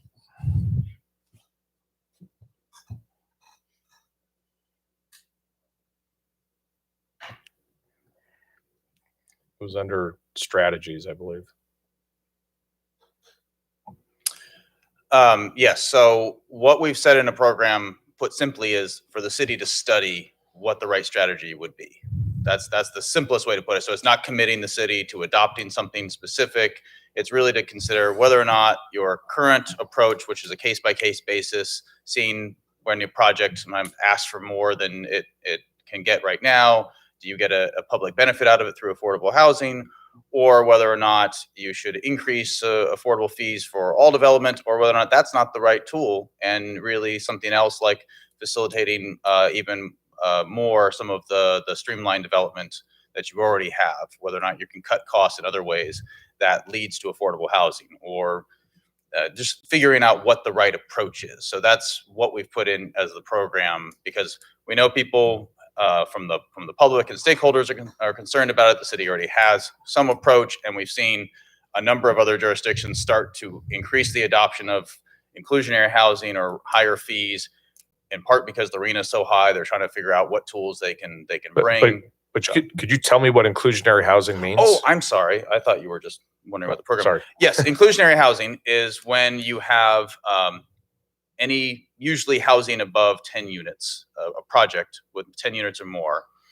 And there has to be two options there. If you're going to do a must build option or an in lieu fee, it's a requirement that the new housing provide a certain percentage of the housing that it's building, reserving that for lower income families usually, or paying sometimes an equivalent fee, sometimes a very nominal fee, but some sort of fee that goes to the city, who then uses it as they see fit in order to facilitate lower income housing. So it's a requirement for people to include a portion of lower income housing into their projects or pay a fee.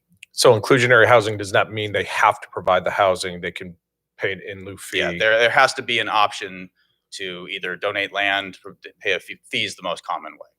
Okay. Because my concern is I was looking at it online today, and because I wanted to understand what that really meant. And I looked at this plan. Quite frankly, I think I've got issues with how the state handles this anyway. This is a plan, and to go to Mr. Villar, or Councilmember Villar, this is a planning exercise. It's not a development exercise. That's the problem. It's easy to come out and say, well, we think you need to provide this much, but they don't have any idea what the true costs are of that. We can't force people to develop if it doesn't make sense financially to develop. We don't have the resources to build low-income housing. I mean, the city just doesn't have those resources. First of all, we don't have any dirt to put them on. So when I was looking at this, it just seems like a lot of these policies in this program itself would depress the value of property if they were required to put low to moderate income housing on it. The developer's not going to be able to spend as much money on the property because they can't sell for as much money. So artificially, or not artificially, actually depressing property values. Does that ever, I mean, it almost seems like property value manipulation, like we could be sued for something like that. I mean, if we require that and we reduce a property by 10 to 15% in its value, doesn't the home or the property owner have recourse to come back and say, well, your policies just did this and you cost me 10 or 15%? Is it, I don't know, maybe that's for the case law. I'm not an attorney. I was going to ask my attorney. That case was more law of has a, been settled on that, luckily, I believe so. Oh, it has been. Yeah, there's especially in the California courts, there's a lot of support for this kind of legislation. I'm not readily familiar with exactly what the thinking is behind the cases, but bottom line is that the courts have upheld this. Okay. Because I mean, I look at this and it's almost like Orwellian that when I've read deeper, these units are also deed restricted, right? Through this policy, this inclusionary housing? Yes.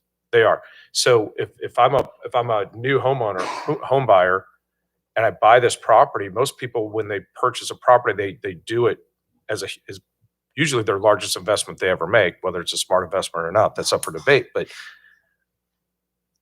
they expect there's going to be an increased value in that. That's an actual investment in their future. But with inclusionary, they can't sell it for market value at that point, can they? Right. Or if they do, doesn't most of it go back to the city? There's various structures set up. So usually if you have to qualify as lower income usually to do it. So you are usually doing 0% down payment, and then you're essentially paying rent that's being forgiven for, and you're getting some equity. You're able to kind of save that money. And so instead of renting and getting nothing at the end of your rental term, you're buying a home. And so when you leave, you still have some of that equity. You're not usually allowed to appreciate the same value as market rate. You're not able to go in, get a house for $200,000 and sell it for $900,000. but they reserve that so that somebody else comes in who can't afford housing. So you do get some shared equity in it, but you would not get the full market appreciation. Okay. I mean, that's an interesting concept to me. That is full on socialism, if not communism to me. I mean, I don't understand how we do that, but I do understand why it's not being built for exactly what I'm talking about. And it goes to Councilmember Villar. When you put policies in place like this, how do you require people to do that? Because most of the time they're just going to say it doesn't pencil out. And what I'm trying I was talking to a developer friend of mine the other day about this. I said, how does that work when you're trying to qualify people for these? And he goes, it's incredibly difficult because all of the requirements from the state. And so it's almost they're moderate to low income housing. It's hard to qualify people to get into it because of the requirements. So I'm a little concerned about that being in our housing element. That, I mean, it's a strategy, I understand, but what does that mean as we go forward if we present this to the state? Does that mean we're required now to study it and add it into our housing element? So inclusionary housing actually is not part of the recommended program for consideration. It's really just a consideration of our in lieu fees. Okay, because I saw that on one of these slides. That's why I brought it up. The comment on the slide is related to what we've heard from the public. The public's made a comment, but Okay, my mistake. yeah, Because I mean- the next part I was gonna ask you, where is it? Because I didn't read it. That's what got me. And I was like, that's concerning to me. So, do we have a density bonus in it? per the state law, we do have a Yeah. density bonus that Yeah, in what the is the program. state law on that? What unit, what percentage do they get and how does it work? It 10%? depends on the level of affordability as to the density Okay. bonus, but it could be up to 50% based upon the affordability. Yeah, it's been a very dynamic law. It was 35%, now it's 50%, and then if you're all affordable, it's 80%, and if you're within a transit area, it's unlimited. Which Right, you know, I know that one. That's a fun one. Yeah. Okay, I all in all, when I read through this, it looks doable. I mean, I'm not sure, to Councilmember Villar's point, it'll get built, or it'll get done. But I think staff's done a good job in coming up with ideas on how to meet that number. So, thank you. Any other questions? Mr. Villar. So this is for the city attorney. So I am going to make a motion for the staff to put a task force together to look at how we can make these numbers a reality, a very tactical kind of step by step, and set a goal for us. So it's outside of this particular item. But I don't want to move on from it. Is that something that I should make now, or do we move on with the agenda item and then add that as a separate motion later? Or does it matter? It doesn't really matter if Okay. you're asking for something that's related to this item. You can make a motion now, Okay. later, or as long as the item is on the floor. Okay. So I would like to make a motion for city staff to put together a task force that looks at tactical, I don't want to say tactical strategy because those are two different things, a tactical approach to actually making a goal for the number of units that we're going to do within a particular time period. So I'm just going to throw this out. Let's say our goal is that we want to get 60% of these RHNA numbers a reality in the next 5 years. I know that's probably not the goal, but have you study that and then develop a very specific strategy that comes back to council that says, here's what we're planning on doing. And maybe it is inclusionary, an inclusionary ordinance. I don't know that that's the answer, but let you go out and try to develop a tactical approach to getting us closer to those RHNA numbers. Can I ask you what you mean in Yes. more detail? I mean, are you asking staff to put together a bunch of people from staff, Yes. various departments to figure this out, or do you want this to be something that the council is involved in? Staff to figure it out. Okay, so Yes. I don't mean to Mhm. be overly technical, but you don't Okay. need a task force for that. What I hear you Okay. saying is that you want the council to direct staff to do the things you said. Yes. Okay. So, Okay. Yes. Thank you for that clarity. So that is my motion.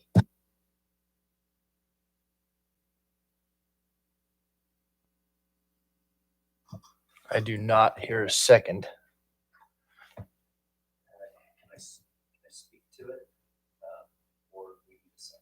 No, let's wait and see if we get a second. We do have still discussion and action to take tonight, and you'll probably get a chance to talk about it then.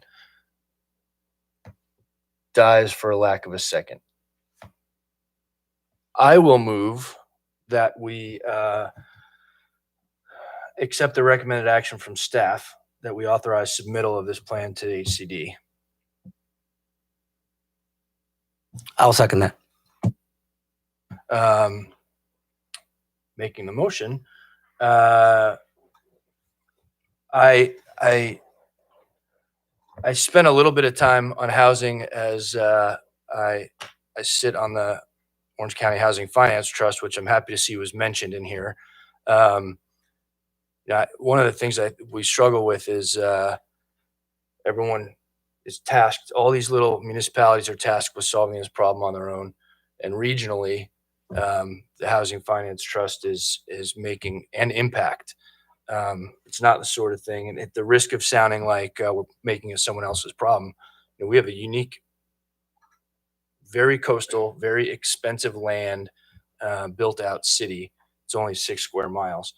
The reason I don't want to support what you're doing now is I want to get this stuff done and have staff focus on this. We're moving on to our own strategic plan, and then at some point there might be a right time where we look at this. As what's the word? As accommodating as the state laws are on housing, they've not yet told us we have to build these. So we're complying with what the state is asking us to do, and there are about 100 other Senate bills out there and Assembly bills that tell us what we have to do with housing. Trying to solve this one right now is not something I want. It's not the right time in my mind. Not that it's a bad idea. I just don't want the staff to. By the way, by the time they figure it out, the state will probably tell us you just have to build them. That being said, I thank you, staff, for the work you did on this. I think we should push it forward and go from there. I personally feel at the end of the day, it is a free market. We are zoning these properties appropriately in accordance with the state law. There is funding out there for developers to get, if they want to get grant money and put projects together, they absolutely can do it. Regionally, we're doing a much better job. So I'm happy to go forward with this as is.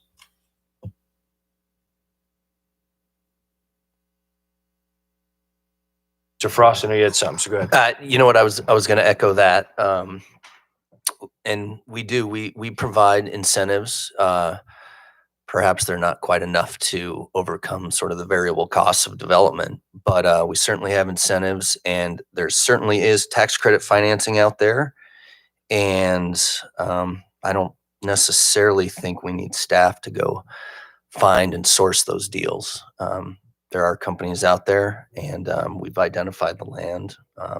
I do think that's our role. All right. Anything else, Mr. Vicsoric? You ready to vote?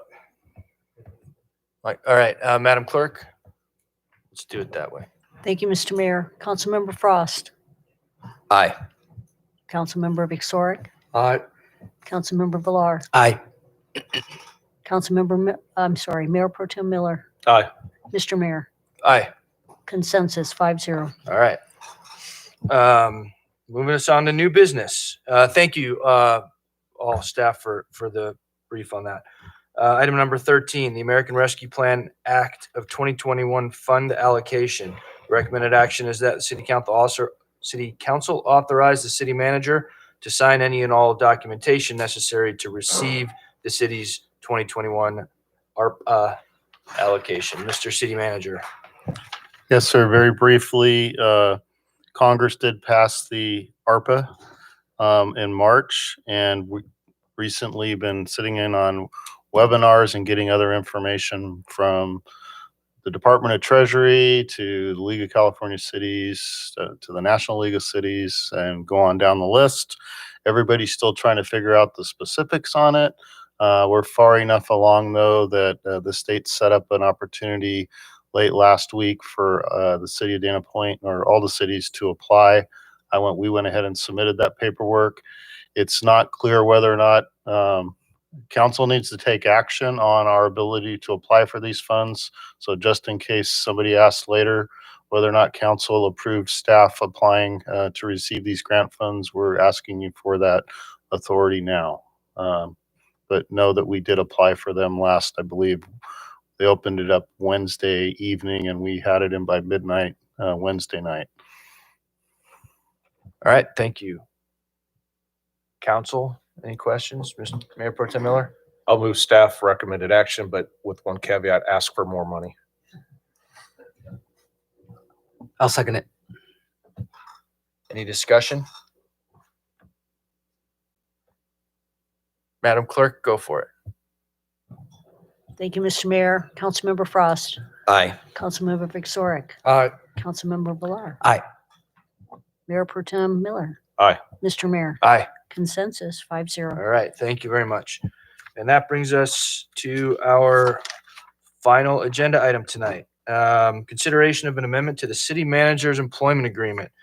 The recommended action is that the city council direct such action as deemed necessary and appropriate. I will brief this one. I have the honor to let the residents know that the city manager, Mr. Killebrew's contract is a little over a year old.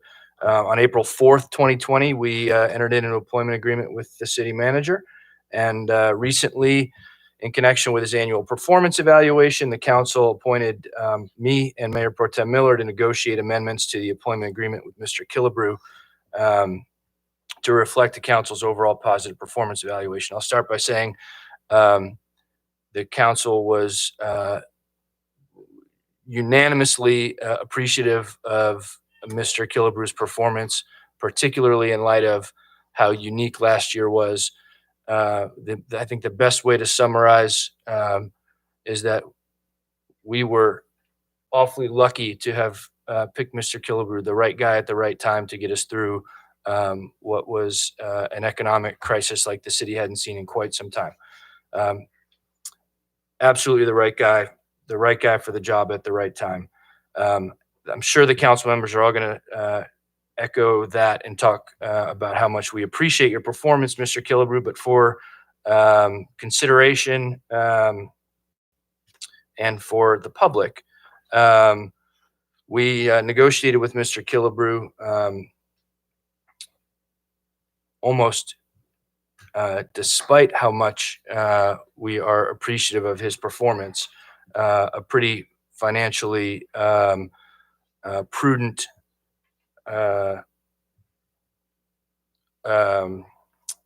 employment agreement amendment to his contract. So we're proposing a 3% increase to Mr. Killebrew's base salary. His contract calls for up to a 5% bonus, 5% of his base salary. And in light of COVID, we thought it was prudent to not consider a bonus, despite what we thought of Mr. Killebrew's performance. We all wish we could give him 5%. To mitigate this, the amendment proposes a one-time opportunity for Mr. Killebrew to cash out up to 100 hours of his comprehensive annual leave time, should he desire to do that. The amendment also allows Mr. Killebrew, it's a small change in language to his contract. Mr. Killebrew is provided a city vehicle. This amendment gives him the opportunity to take a $600 per month auto allowance in lieu of a city vehicle. And we've agreed to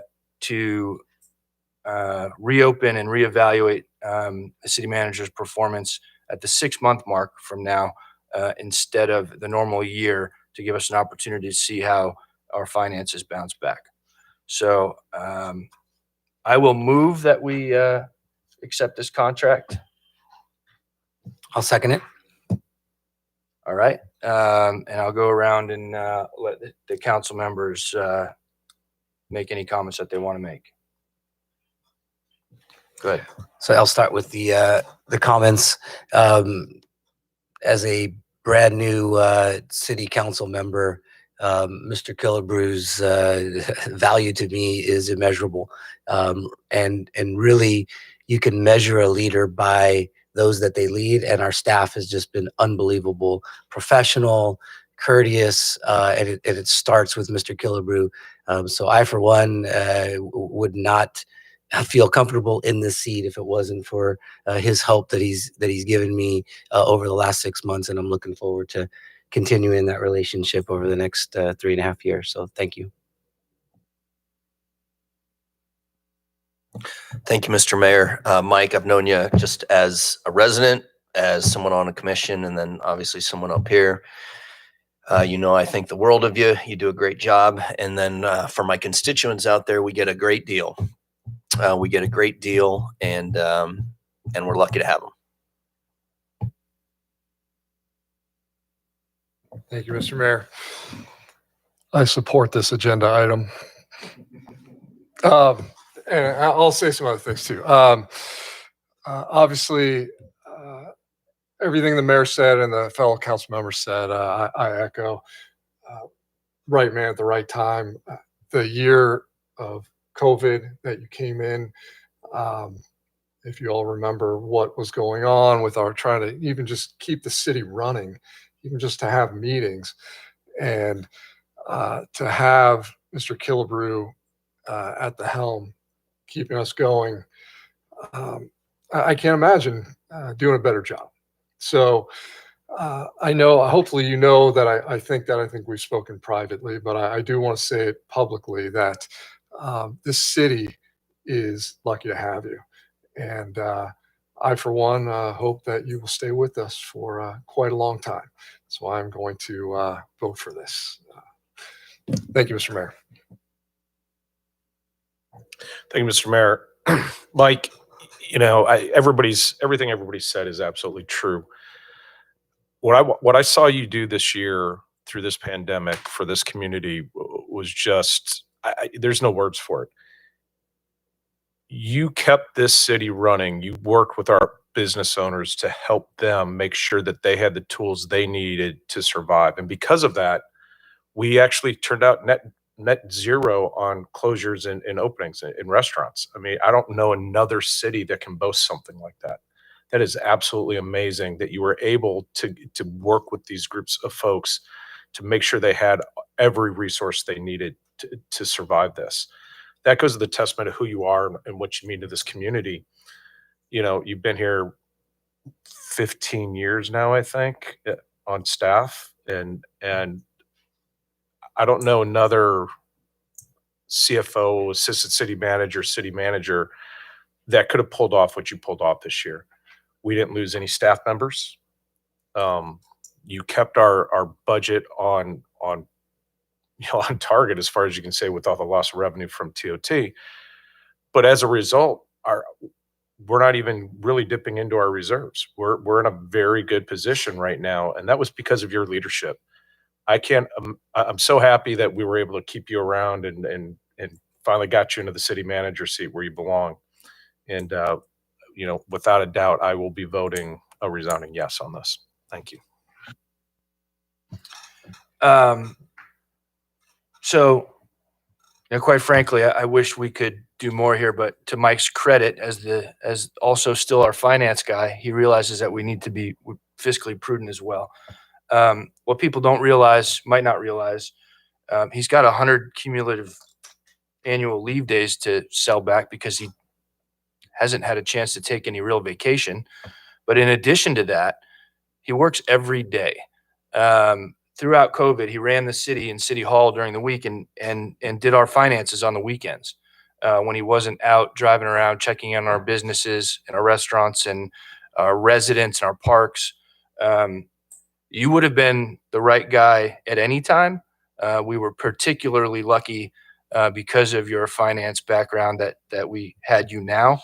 And we would have been in a world of hurt, quite frankly, had we had some sort of other transition at the outset of COVID. But you would have been the right guy at any time. So we are lucky, very lucky to have you. I think our staff are lucky to have you. You kept staff morale high. It was mentioned by some of my colleagues up here. Resident morale high.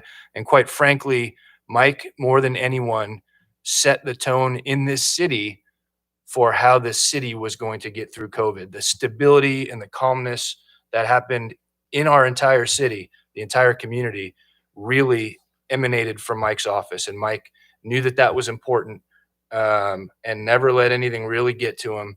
And that attitude really permeated our entire community for the last year. I'm excited to see what you can do now, getting past that and moving us on to bigger and better things.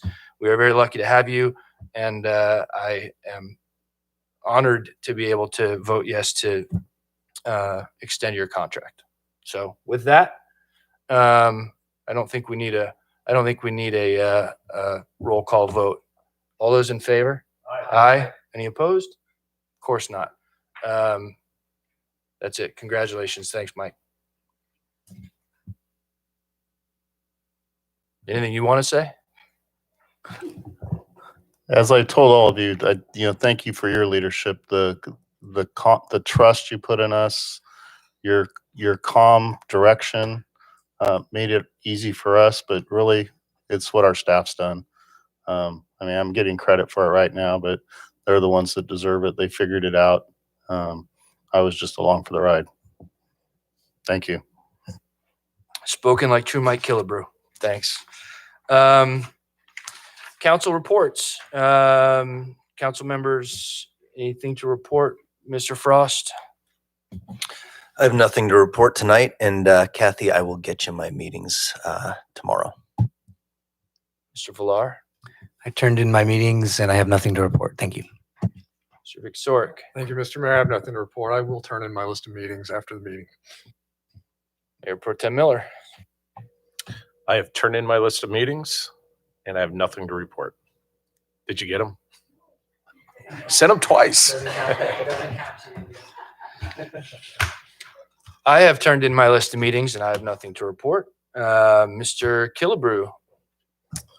Yes, I was directed by our Public Works Director to promote the trolleys. Ridership's been great. We're going to full-time, 7-day a week, I should say, Memorial Day weekend. But please get out, enjoy the trolley. I'm sorry, June 2025. I wanted Memorial Day weekend. He told me no. We have great events coming up. We've obviously got movies in the park the next 2 Friday nights. Please get out and enjoy those. 4th of July, the Big Bang fireworks show that council approved. Summer concerts coming on later in July. That's all the good news. The sad news for us, happy news for her, is our esteemed city clerk, who's been with the city about 31 and a half years or so, has announced her retirement at the end of July. So we'll have a chance to celebrate her at our next council meeting. I just wanted to give her a shout out first and thank her for her service. Your help through all these years. I've been here over 13. As you're just an incredible human being, and proud to have worked with you. Thank you. Oh, wait a minute. And she's reminding me now, as she always does.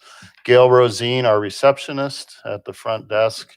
No offense to any other employees here. I always tell her she's the most important employee at City Hall. She has the most contact with our citizens. And she's also announced her retirement at the end of July.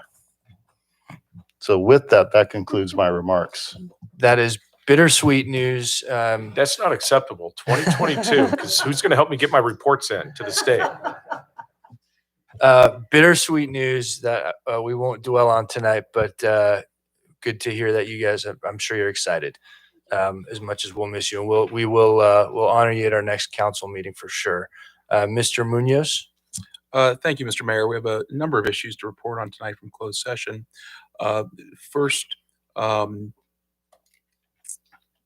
can't read my own chicken scratch notes now. I'm looking, this I wrote them so long ago. We have an update on the Seaside Inn litigation. The case has reached a milestone really where the court recently approved a settlement by which the property will be sold by the current owner, Mikan Construction, to a hotel operations group. Artist Guild is the parent company. They've set up another entity that will own the hotel. They're going to commence rehabilitation work has already begun under Mikan's ownership, but Artist Guild will be commencing rehabilitation in real earnest as soon as their transaction closes, which is, as I understand it, set to occur on Thursday. It's my understanding that the property will be open, operating as a boutique hotel before next summer, targeted for March, April, actually a timeframe next year, perhaps before spring break. It's got a very exciting moment in this case, just because it's been such a long, drawn-out process to get to a point where the rehabilitation could occur. And just for the sake of the public, informing the public, the issues out there were very, very extreme nuisance conditions. It was literally listed on TripAdvisor as one of the 10 worst hotels in America, not in Orange County, not in California, but in America.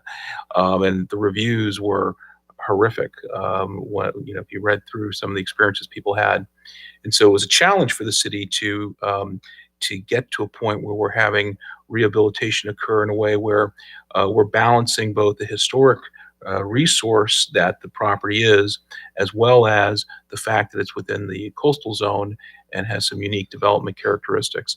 It wasn't as simple as simply tearing the place down and building something nice and fresh there. The city bent over backwards really to ensure that we protected the historic resource that existed. We will continue to have a place that resembles a 1946, if I remember my date right, motor court type hotel.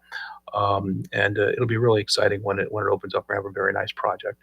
The city is going to recover a significant amount of the cost it incurred as part of this settlement.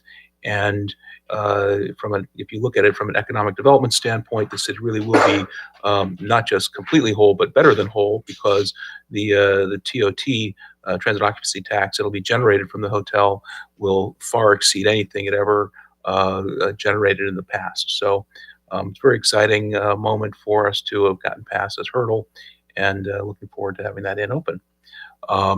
There's some minor litigation ongoing, minor from the city standpoint, in terms of addressing just sort of the details of wrapping up the receivership. But for the most part, this case is very near to being over.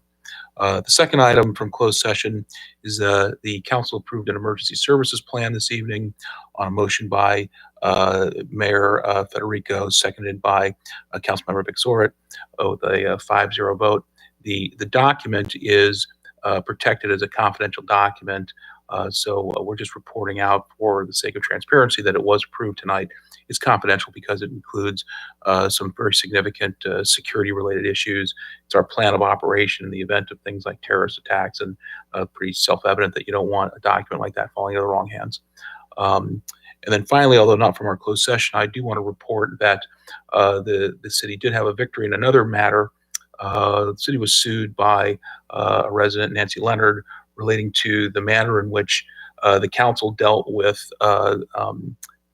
council meetings. There was a situation where it was alleged that the city council and the sheriff's deputy that sits in and helps us in our meetings for security purposes acted inappropriately and violated the First Amendment rights of an individual during that meeting. The court dismissed the case, in essence, really vindicating the council's policies and the conduct of our sheriff's deputies who are here to protect us, and we're very happy to see that outcome. So that concludes my report. Thank you, Mr. Munoz. That brings us to the end of the open session of the meeting. The council will be adjourning back to closed session, but the next regular meeting of the city council will be July 20th, break for the holiday, 2021 at 5 p.m. in the City Council chamber located at 33282 Golden Lantern, Suite 210, Dana Point, California. Please remember to shop local, support your local businesses, and we are recessed back to closed session.